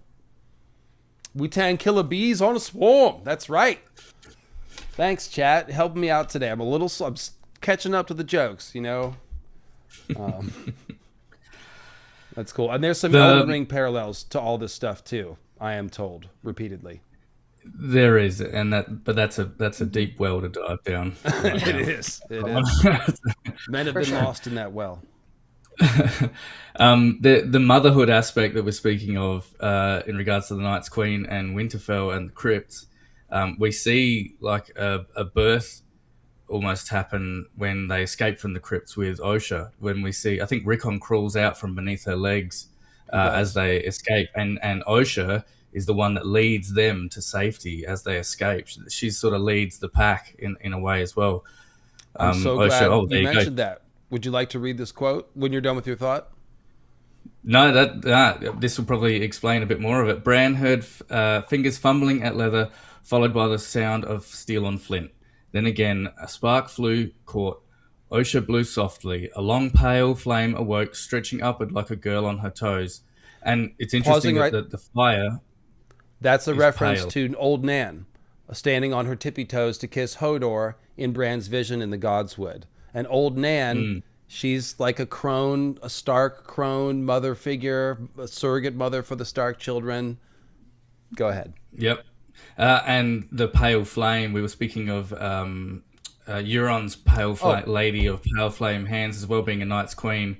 It's a pale, it's not a red flame, it's pale. So it's almost like a silvery or white fire. Osha's face floated above it. She touched the flame with the head of a torch. Bran had to squint as the pitch began to burn, filling the world with orange glare. The light woke Rickon, who sat up yawning. When the shadows moved, it looked for an instant as if the dead were rising as well. Lyanna and Brandon, Lord Rickard Stark their father, Lord Edwyle his father, Lord Willem and his brother Artos the Implacable, Lord Donna and Lord Beron and Lord Rodwell, One-Eyed Lord Jonel, Lord Bath and Lord Brandon and Lord Cregan who had fought the Dragon Knight. On their stone chairs they sat with stone wolves at their feet. This is where they came when the warmth had seeped out of their bodies. This was the dark hall of the dead, where the living feared to tread. And in the mouth of the empty tomb that waited for Lord Eddard Stark, beneath his stately granite likeness, the 6 fugitives huddled round their little cache of bread and water and dried meat. Okay, so real quick. Earlier, Estella, you mentioned the idea of the first Starks living in the crypts. I forgot to say, we see that happen. Literally, Bran and company, they go live down there for a while. They wait a minute before they actually try to escape. So they actually are living down there. And this is one of those scenes. So that's pretty cool. And it's interesting that we get this, mentioning of obviously Lyanna, who we've covered as kind of this Night's Queen figure, but also like Brandon and these other kind of kings of winter. And we know Brandon, in the way he is described, is very Stark-like, very wolf-like. So it feels intentional to, point out and name all of these different Stark figures when talking about, waking the dead and waking these sleepers in the Hall of the Dead. Well, these names are rich. One-Eyed Lord Jonel. Jon has one eye. He has a one-eye scar. He can still see out of both eyes, but he was potentially was temporarily blinded. Then we've got Lord Donner, one of Santa's reindeer. And Donner and Baron together are really referring to Beric Dondarrion, who lives in a weirwood cave underground in a weirwood throne, just like the Kings of Winter, and has a red sword. His is a fiery red sword, but you get the idea. It's and one eye as well. And he's also paralleling Bloodraven, obviously. Yeah. And he has the single eye like Lord Jonel as well. Right. Yeah. And we spoke earlier about the Starks themselves being both icy and fiery. And a lot of the one-eyed figures that we see in the series have both that ice and fire aspect to them. John being a Song of Ice and Fire and having the one eye, Bloodraven being Targaryen and Blackwood, old gods, fiery Targaryen gods, ice and fire aspect to it as well, having that singular eye. And the list goes on. Even Stannis being that stag man, he's got the ice and fire bit to him as well. Barth, Lord Barth. Barth is the name of the jailer at White Harbor who was telling the story about Brandon Ice Eyes and all that. That was Barth. And then there's a Donner means thunder. The Santa's reindeer's names are all things you find in the sky. Comet, Donner, Blitzen, thunder and lightning. Cupid even flies. He's got wings. So yeah, that's the whole idea there. Beric Dondarrion is the lightning lord. That's why, like, his names literally mean what he is. That's how. Yeah, and we see him sitting on a weirwood throne when we meet him for the first time. And as his sword lights on fire beneath the earth in the weirwood cave, he's described as standing still as stone as well. So a more statue aspects to him as well. Was it you that joined me for the reread of that chapter, or was that Sean? I reckon that was Sean. Yeah, the Hound and the Barrack. Yeah. Oh, we got so deep on that one. That was a crazy. Yeah. There was so much going on there. I thought I understood that chapter, and then we found, like, I guess it was Sean that found a bunch of stuff. There's a lot there. Okay. Yeah. So going back here to Osha, she has a name similar to Asha, and also Ash, one of the children of the forest named Ash. All of these names come from the ash tree Yggdrasil. So the Wildling Spearwives have a lot of parallels to the Children of the Forest. There's 6 Wildling Spearwives in Winterfell, 6 named Children of the Forest in Bran's Cave. All right. And the Wildlings also have names that are nature names, Willow, Thistle, things like that. So Osha the Wildling is another sort of Child of the Forest, weirwood avatar figure. And she's the one who explains to Bran that the Whispering Leaves is the voice of the old gods. And I just realized this, Eldric, she, of course, jumps into... Well, actually, we don't see her jump in. We only see her coming out of the cold black pond and joking about whether or not there's a bottom. So when you're coming out of the cold pond, that's coming out of the frozen hell, coming out of the icy underworld, all that stuff. So she is a very good Night's Queen figure. And here she is in the crypts, and she is essentially waking the sleepers with her pale flame. That's what creates the shadows. When the shadows moved, it looked for an instant as if the dead were rising as well. So, and once again, her name, Queen, you're taking care of the others. Go ahead. Absolutely. Her name is also reminiscent of the word ocean. So, like the green sea or a sea aspect to her name as well. I'm not sure how it's pronounced, but that's how I would see it, as Osha, ocean. Well, so you probably won't know this, Eldric, but in America, OSHA is a government agency. It's, what does it stand for? Oh gosh, I don't know, but I do see a lot of memes, OSHA violation memes. It's like operations, safety and health or something. Somebody explain it. Yeah. It's for workplace safety, yeah. Yeah, workplace safety. Nobody knows. Somebody knows. Come on, chat. Occupational Safety and Health Association. Okay. I wasn't going to get that. I only had 2 of the words. Thank you. Now everyone has it. All right. So that's... Well, she does keep Bran safe, so I guess that fits. That's true. I was going to say, too... She does. We mentioned a little bit earlier Stannis kind of having this, like, icy imagery. You know, he has these, like, blue eyes, and he's very kind of steely and cold and Shadow grits crown, his teeth and all kinds of stuff, doesn't want to bend. And then, of Rules course, the we have night for Melisandre, who rules the night for it. And we have Melisandre as this almost reverse Night's Queen figure of like red eyes and red hair and fire, and she's giving birth to shadow babies instead of ice babies, and it's, all there as well. But the fact that she's this inverse almost feels like it's like, oh, so this is maybe a bit wrong, maybe a bit misguided in what is going on here. But it's just interesting to see that pairing again of ice and fire between those two characters.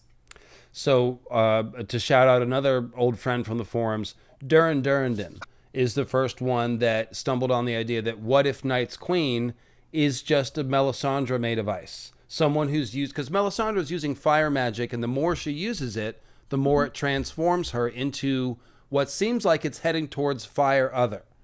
And so what if that's what Night's Queen did? Because it has to start somewhere.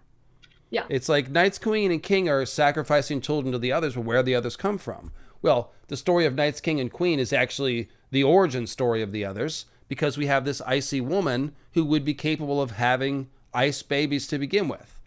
That's what I think the story is. And it's like, well, where did she come from? Well, it may have started with a child of the forest or a human using green seer magic to access ice, and then just using it until they transformed. And I've even wondered, I was just brainstorming this morning, was like, what if this was the original Starks? What if the Starks were ice magic users like before the Long Night? Not even evil necessarily, because ice and fire are just magic that you can use, and maybe, honestly, it's Night's Queen that seems more like a Stark than Night's King to me, because a lot of the Night's King figures are dragon figures. Euron is going to ride a dragon. Aemond One Eye is a dragon lord. Rhaegar, Aegon, Jon Snow, Stannis trying to hatch a dragon. All of our Night's King figures practically are dragon figures. Even Mance Rayder, the King Beyond the Wall, has the black cloak with the red Ashai silk. So it's Night's Queen that is frequently a Stark. Either someone who is Stark like Visenya, or Lyanna Stark, Arya Stark, who, by the way, is the Barrow Girl. I love that one in Bravo. She's pushing the Barrow cart, like, bring out your dead. Even though it's clams, coggles, and muscles. Alice Karstark, Winter's Lady, another Stark Night's Queen. And then there's a bunch of wildlings that are Night's Queen figures. So yes, what I'm saying is, yeah, originally the Starks may have been the first ice wizards even before the wall went up. And that's a long, cruel Winterfell. That's the way it used to be, cold and hard and all that stuff. What do you think about that? Is that going too far, Eldric? No, I think you're on to something. In the way that the Starks seem to be, like you said, they're almost a fiery type of people that have inserted themselves into a cold area, or they've taken the cold from them and exist within the cold area. Like, they're not originally from the north. Like, Brandon of the Bloody Blade was said to have been in the south, and it's almost as if the last hero, who was a Stark, travelled north and gained magic as well. And then Brandon, the Builder, built his castle in the north, in the cold area, and it's like a fiery bastion of warmth in a cold area. So that dragon inserting himself into an icy magic or an icy woman, and reproducing maybe, or something like that, or that carries just geographically as well, and symbolically too. Yeah, so what Eldric is talking about is like the basically, if you say that Night's King was Azor Ahai, a dragon person, Night's Queen is the cold person, and she is stealing the seed and soul from Night's King and then producing the others, which makes the others like frozen dragon blood, frozen dragon people, frozen fire people. And I think that's exactly how they're coded. They have star eyes, but they're cold star eyes. And the ice dragon is a thing that exists in the heart of winter, and it's like an other, but it's a dragon. Aemond One Eye is maybe the best symbol of this. Night black armor. He shows up at Harrenhal after a fortnight, which is a Night Fort joke. He's got Alice Rivers with him, a Night's Queen figure. And he's fighting this duel against Daemon, who is purely fire-coated with a red dragon and a dragon steel sword. And Daemon starts by attacking the weirwood. He's carving up the weirwood 1 slash every day for those 13 days. So that could be last hero math. But the main thing is, like, you got this dragon attacking the weirwood, and then Knights King and Queen show up to fight him. So it's there's a lot of there's something going on there with the dragons antagonizing the Weirwood Net. The others are appearing as a response, and it's Alice Rivers who shepherds Aemond into this fight. So yeah. And Azor For Ahai sure. inserting himself into the Weirwoods as well, like in that we've seen that repeated thing again. Like the Weirwoods are icy, sort of snow, like trunked, white trunked, but Azor Ahai forced himself into it and pushed them out. It's the In the moon same and the way that comet. Starks. Yeah, That's basically the same pattern in the sky. Azor Ahai is the comet. Your moon is your Night's Queen, who's moon pale, and then we get these moon meteor children. So the dragons are like moon meteors, but so are the others. An invasion of others is like an invasion of cold blue stars. That's just a cold meteor shower.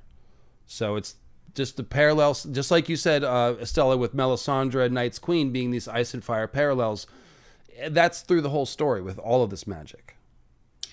For sure. And I was going to say, you know, and George is so clearly intentional with it and playing with this because, you know, we do know that George commissioned a Melisandre figurine but had it painted blue.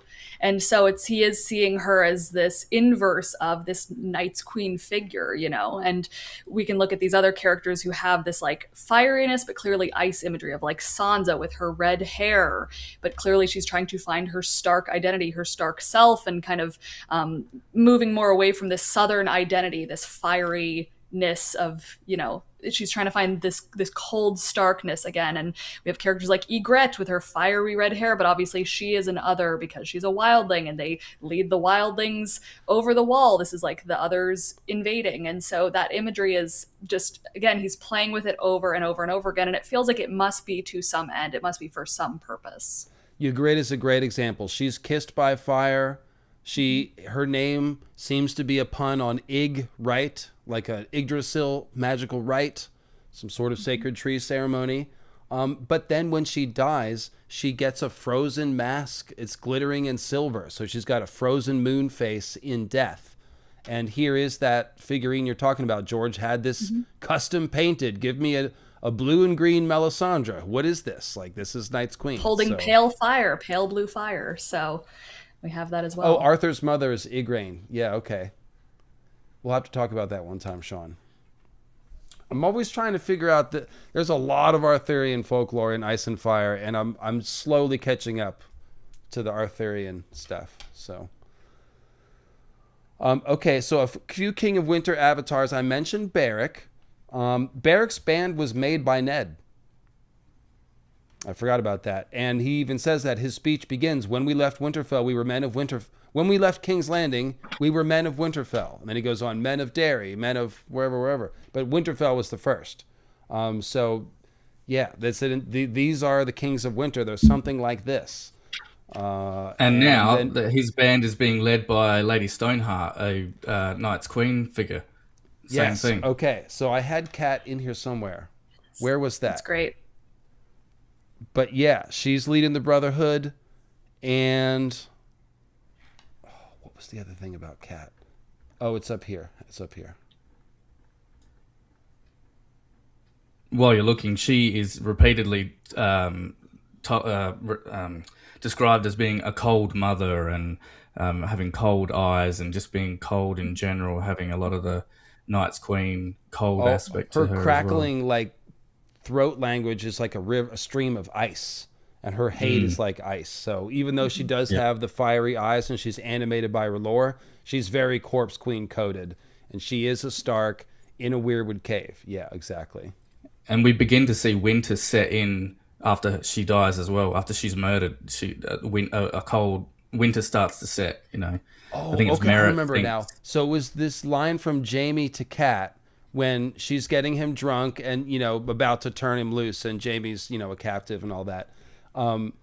She's saying something on behalf of Robb to Jaime, and Jaime says, "Did the old Kings of Winter hide behind their mother's skirts as well?" And it's like, oh, well, she becomes the Corpse Queen. So the old Kings of Winter, if they're the others, then this joke is just another clue. So I liked that. Alice Karstark, by the way, she gives the Thens a home, who are more wildlings. So same pattern. And then going back to Jaime, Jaime, Ned finds Jaime on the Iron Throne in a King of Winter pose with his bared sword across his lap. It's bloody too, so it's a red sword at that point. And I'm not sure if Jaime was doing that to troll Ned, but George is giving us Jaime as a King of Winter. And then, as you said, Eldric, throughout the story, Jaime is transforming. And he is now wearing the winter raiment of the Kingsguard, which is already other symbolism. His golden hair is going white and gray. And then he has this dream of fighting in an underworld location with a blue and white flaming sword. So pale fire, dawn, this end of the spectrum. And who is he fighting? The Kingsguard, who are more otherish than any other Kingsguard in the whole story. They're walking and making no sound. They're trailing mist. They're ghosts. And they are convicting Jaime. So it's very like Jon walking through the crypts, and the Kings of Winter, this is not your place. You don't belong here. These Kingsguard are like, where were you? Killing the king, and they're testing him. And then his sword light is going out. And the same line with, I forget if it was Ned or Jon, but it's like it would not do to lose the light down here in the crypts. So Jaime is showing us some sort of honorary Stark last hero journey of some kind. It's hard to track exactly, but he's in the King of Winter pose, and then he's in the underworld fighting the others, kind of like Jon, I guess. Yeah. And he has a King of Winter's sword. He's got half of ice. That's what he's using to fight with as well. Yeah. So, yeah, same thing. And I could be wrong and misremembering, but the sword lights on fire with pale flame too, isn't it? It's not silvery blue normal and pale. Those are the words. Blue, pale flame. Indeed. So I think it's just, I don't know that has any, I think it foreshadows Jaime fighting the others on the wall with Team Living at the end. I think that's part of the purpose here. But I also think it's continuing to show us what's going on down in the underworld. There's potentially some struggle down there, even, between ice and fire. Let's see, we did Hodor. Robb is another one who poses like the King of Winter, and he seems kind of other-coded in this passage. So, the ancient crown of the Kings of Winter had been lost 3 centuries ago, yielded up to Aegon the Conqueror when Torrhen knelt. What Aegon had done with it, no man could say. Lord Hoster Smith had done his work well, and Robb's crown looked much as the other was said to have looked in the tales of the Stark kings of old, an open circlet of hammered bronze incised with the runes of the first men, surmounted by 9 black iron spikes wrought in the shape of long swords. Of gold and silver and gemstones it had none, to our conversation from earlier. Bronze and iron were the metals of winter, dark and strong to fight against the cold. But then, let's see, he lays the sword on his lap, a threat plain for all to see, which means the Kings of Winter are threatening us in some sense, just as they're threatening Jon. And then when he says, "Rise, Sir Cleos," her son's voice was not as icy as his father's would have been, but did not sound a boy of 15 either. So it's like trying to be icy. And then morning light glimmered faintly along the edge of the steel. I've made a ton of that line, implying that dawn is the original ice of the last hero, and the Stark should have a sword of morning light. And then it was the beast at his side, and that completes the King of Winter setup with the statue and the wolf. And then it says, the knights scrambled away, edging away with such alacrity that some of the watchers laughed aloud. And so this evokes the others from the prologue, the watchers, watching the duel between Waymar and the other. So what do you guys make of that one? I mean, I think that all makes sense and checks out. I was going to say too, with, Robb marrying Jane Westerling, she in a way is kind of othered and seen as a bit of an outsider, the Westerlings. At least that's how like Catelyn paints them, of like they're not Northern, they're not one of us. And with that, in the legends, the knights king and queen are eventually defeated and put down, and we know Jane has maybe some air of a mystery around with a baby. So it's all that kind of, again, just I feel like I'm just repeating myself over and over again, but we are just hitting those ideas again with these characters. You're right. She might have a baby, and people are going to try to steal it potentially. Yeah. The Lannisters surely would. Yeah, that's true. And going back to that line you said about the Kings of Winter hiding behind their mother's skirts, that's how Robb's seen often with Catelyn too, by his armies, that he hides behind his mother's skirts, even though he doesn't. He does quite a good job, but the King of Winter is seen to be led by this Night Queen figure as well. Right. Yeah, he's got the witch, the older witch advisor, the witch queen advisor. Yeah, George does love that one. And of course, the whole battle in the Whispering Wood is a battle inside the Weirwood Net, and that's where they captured Jaime. And they also hide under the leaves as if they are tree warriors, and then they pop out of the woods and ambush Jaime. Jaime is kind of like Waymar, going into the woods and being ambushed by the others there. So Rob's men are the others. And we see that chapter from the perspective of Catelyn too. So it's almost as if they're fighting on her behalf, this Night Queen figure. Yes, in a way. Yes, you're right. You're right. That is exactly right. Let's see, we did that one. Okay, I think we've pretty much gone through all these quotes I had pulled aside. Wow, that's amazing. We did that so smoothly. Oh, this is one we didn't get to. Okay, so we always got a minute for Ned. So once the door had slammed shut, this is Ned in the black cells in King's Landing. He had seen no more. So he's blind in the maze. Okay. The dark was absolute.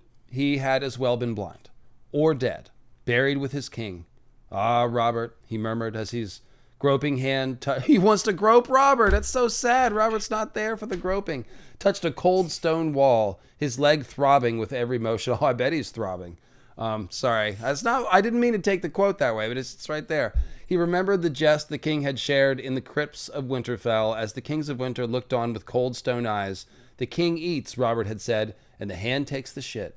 How he had laughed. Yet he had gotten it wrong. The king dies, Ned Stark, and the hand is buried. What do you guys make of that one? It's sort of like a follow-up on the Oak and Hawley King, where Robert comes down into the crypts and we're seeing this conflation, but now they're being buried together. I mean, I think it's a bit of that reiteration of the theme that we see again and again of like, summer kings, green summer boys, not, the Knights of Summer not surviving throughout the winter. And then you're left with the Winter King, the Hand, who has to kind of deal with and clean up the mess at the end. That's kind of how I see it a little bit. Yep. It's also a reiteration of the what do we call it? That we keep seeing this repeating motif of a green king leading a grey hand, or like as in Bran and Hodor having this green boy or green king having a grey king of winter leading on his behalf, and this is the same thing with Robert being a green king stagman, who has this grey king as his hand who does things on his behalf as well. We see that quite a bit. And I think we see here that without the other, the Grey King becomes lost. You need the balance. You need both of them. Ned is grasping in the dark, blind, in pain, not doing well. And so I think it shows, again, that reiteration of, in the story, we need balance. The world is off kilter. We need to find, the equilibrium again. Yeah, it couldn't be otherwise, really. If you think about the, the themes of the story, excuse me, reconciliation, I was trying to say, is a big one. He frequently shows us rivalries and old hatreds and grudges and questions them. And the only solution is reconciliation, reassimilation, reintegration. It works on a personal level for the character, integrating their shadow. It's the wildlings and the men below the wall. It's the Blackwoods and Brackens, Blackfires and Targaryens. It's not an accident that there's another Blackfire coming back around that's got to be handled and dealt with. And just like Estella was saying with the others, it's pretty obvious that the solution isn't just going to be to kill them. Yay, we win. No, we've got to reconcile. And that's where the whole thing about them being evicted Greenseer spirits, how do we reconcile that? We got to let them back in. Same thing with the wildlings. They have been exiled to the cold lands. What's the answer? Bring them south of the wall. Feed them, integrate them, intermarry their people too, that sort of thing. I guess that makes sense. And it also fits with all the ice and fire that we're seeing in the crypts. There's either a struggle or some sort of balance that needs to be achieved. This all makes sense. Let's see. we've already covered this. This is just the basic crypt setup here. Statues watching you pass, shifting shadows. They seem to be coming to life. It's just like every time you come down there, it's like, man, these things really want to come to life. And they're talking about the vengeful. So here it says the iron longsword is laid across the lap to keep the vengeful spirits in their crypts. And iron that's a fairy folklore thing. You know, iron can contain spirits and things like that sometimes. But we've also just read that the sword on the lap is a threat, plain for all to see. So I guess that sort of fits. Like, the sword is keeping the King of Winter in its place, but he's threatening you. And if he can get out, you know, his wrath will be felt, something like that. Definitely. Yeah. It contains the she and the fae. Yeah, that's what I was talking about. I even think there's an aspect to labyrinths and mazes that was used or thought to keep malevolent spirits inside. So it was a confusing way to almost keep a malevolent spirit. I'd have to look it up, but to keep a malevolent spirit trapped within was to build a labyrinth around it. That wouldn't surprise me. There's hardly any myth that lives in isolation. They didn't just think of the idea of putting the Minotaur in a labyrinth out of thin air. You know, that must have been an older idea. Yeah, that makes sense. Very cool. And then,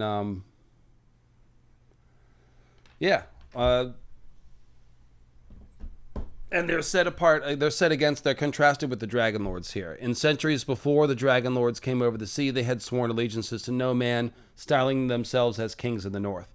And that gets to what I was saying, like maybe before the Long Night, the Starks literally were a bunch of ice wizards until, you know, the Weirwood Net is violated, and then some woman of House Stark, your Night's Queen, she has to act in order to give the other spirits bodies. And they may have built Winterfell as essentially to protect the bodies of the others so that no one would kill them until they can be reintegrated back into the Weirwood Net.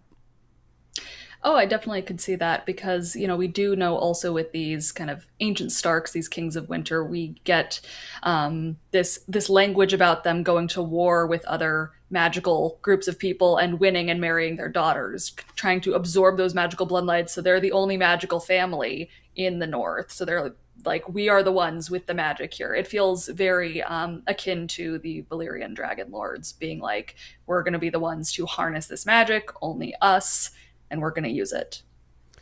This might explain that there must always be a Stark in Winterfell. Like, why? Because we're babysitting something really important and nobody else would know how to do that. Mm-hmm. Something like that. Mm-hmm. But it's like a ritual they've kind of forgotten about. It's now just like a habit. It's just a thing they do. And I think maybe when something is discovered within the crypts, then it'll be a reawakening of, oh, these ancient oaths and pacts and things that we do need to hold to. And this is why we have these traditions. So, Eldric, there's some love for your undead Valyrian slave theory in the chat. Just want to mention that. And Hero with 1,000 Voices, Sean, is talking about Ariadne originally probably was a goddess and was originally paired with Dionysius. So that kind of tracks as far as your Green Man and your Night's Queen. So that's pretty cool. All right. No, I have not read that book, Nika Larson. Yeah, I think that'll about do it. We're right at 2 hours. I think this has been the most clear and concise version of these ideas. I have approached these ideas a few times. I did a Night's Queen stream one time that I was not happy with. That came out very jumbled. So I really appreciate you two helping to guide us all through the forest here. I think we went through this in a great order, and I feel a little bit more solid about what's going on down there. We can't know until Winds of Winter comes out, obviously, but yeah, this has been a lot of fun. I appreciate you guys. Thanks for having us. Yeah, for sure. I mean, it's always really great to bounce these ideas off and, you know, find new connections. I think that's always the most fun part is when someone says something and then everyone else's faces light up of, oh, I didn't think of it that way. And then you can just, you know, it's a great time. The other satisfying feeling is when you realize that you've gone down the rabbit trail of some magical theory, and then you're like, wait, oh, this actually is the theme of the story also. Yeah. That's when it feels right, because George always writes that way. Yeah. No. Wait, is Eldric's name Sean? No, I'm talking too fast. I don't know what Eldric's real name is. I shouldn't say. Maybe it is Sean. It's not Sean. It's not Sean. Eldric. It's Eldric. I wish. Eldric Stoneskin to you. That's cool. Well, we will look forward to your video. Again, if you haven't subscribed to Eldric, he does have a bunch of cool videos on his channel. Very cool videos. If you like my videos, you'll like his. So give him a sub. And then maybe soon you'll see a little Eldric Stoneskin Stone video baby walking through your feed. Hopefully. I've been working on this one for about 1.5 years now, and then I'm slowly getting there. But yeah, it's more of the crypt stuff. Hey, you've got 13 and a half years before it's actually late. That's the mark. 15 years. Exactly. True. And then Estella Graves, you mentioned your socials before, but mention them again. On YouTube, you are Estella Graves. Very easy to find. You can just click on the name in the description. Oh, I don't think I put the description yet. This is a blank description under this video right now. Well, I'll fix that. But yeah, your socials. Yeah, Estella Graves here on YouTube, and then I believe on TikTok and Instagram, I am Estella_Graves. So you can find me there. I post different content, cosplay photo shoots, memes, things like that. Gonna be working on some stuff for YouTube, hoping to get that out soon, ahead of House of the Dragon. So we'll see. I made a false promise, I realized. I promised we were going to talk about some of these modern theories, and we did not even get to it. It's got to be the next. We got to do like a mini live just to cover those things. We got to do the next one. Yeah, this is a whole nother can of worms here. Yeah. I have made videos about a couple of these things, and so yeah, we will have to leave that alone for now. We were stuck in the past. Sorry, it's just how it is. But appreciate you guys in the chat, and appreciate everyone signing up for YouTube channel member Squisher. Sometime this week, I will be putting the full video render of the Winterfell crypts up on Patreon for everyone to just look at end to end with all the stills and all that stuff. So appreciate you guys, and we do have more 3D art commissions coming. I don't even want to say. It's very exciting, but after House of the Dragon, I will have another big video with some fresh 3D commissions that will make you all very excited. So make sure you're subscribed to my channel as well. I'll have the Ifuk Hevron Dothraki Skin Changer video out this week, and I'll have me and Estella's Hot Dragon preview out this week as well. And there you go. Congratulations to all the Knicks fans in the audience. You got your title. The people were very happy in New York last night. Hopefully no one was hurt. So, or not too many people. And yeah, Girl Nettles and Tim will be here next Sunday. Oh, yeah, I guess there's a show or something next Sunday. A little Hot Dragon show or something. Yes, we will be here with the post game. Estella will be dropping in occasionally during the season as well. I might get Sean on a stream as well. So yeah, but Nettles and Tim will be there. So there you are. Next Sunday, guys, 1 week. Can't wait. Yeah, Can't wait. What's and your, also, what's I'm your... not ready. Yeah, I've got like a lot of work to do this week for sure. Eldric, what's your take on the show? You enjoying it? Yeah, I am. Yeah, I am. It's been good. And I actually really enjoyed Night of the Seven Kingdoms too. That was far better than... Well, I didn't know if it was going to be as popular because there's no dragons. It's not Dragon Show, but it was incredible. I thought they did such a good job with it. Yeah, sure. I have no notes. I literally couldn't suggest how they could have done it better. It was just exceptional. Yeah. It was. Yeah. I'm been very happy. so excited we will be getting season 2 next year. So that'll be great. So that really is exciting. The idea that they might be able to just keep the shows coming so that we don't got to wait so friggin' long. Yeah. That would be great. All right, guys. Thanks a lot. Enjoy your weekend, and I will see you soon with more videos.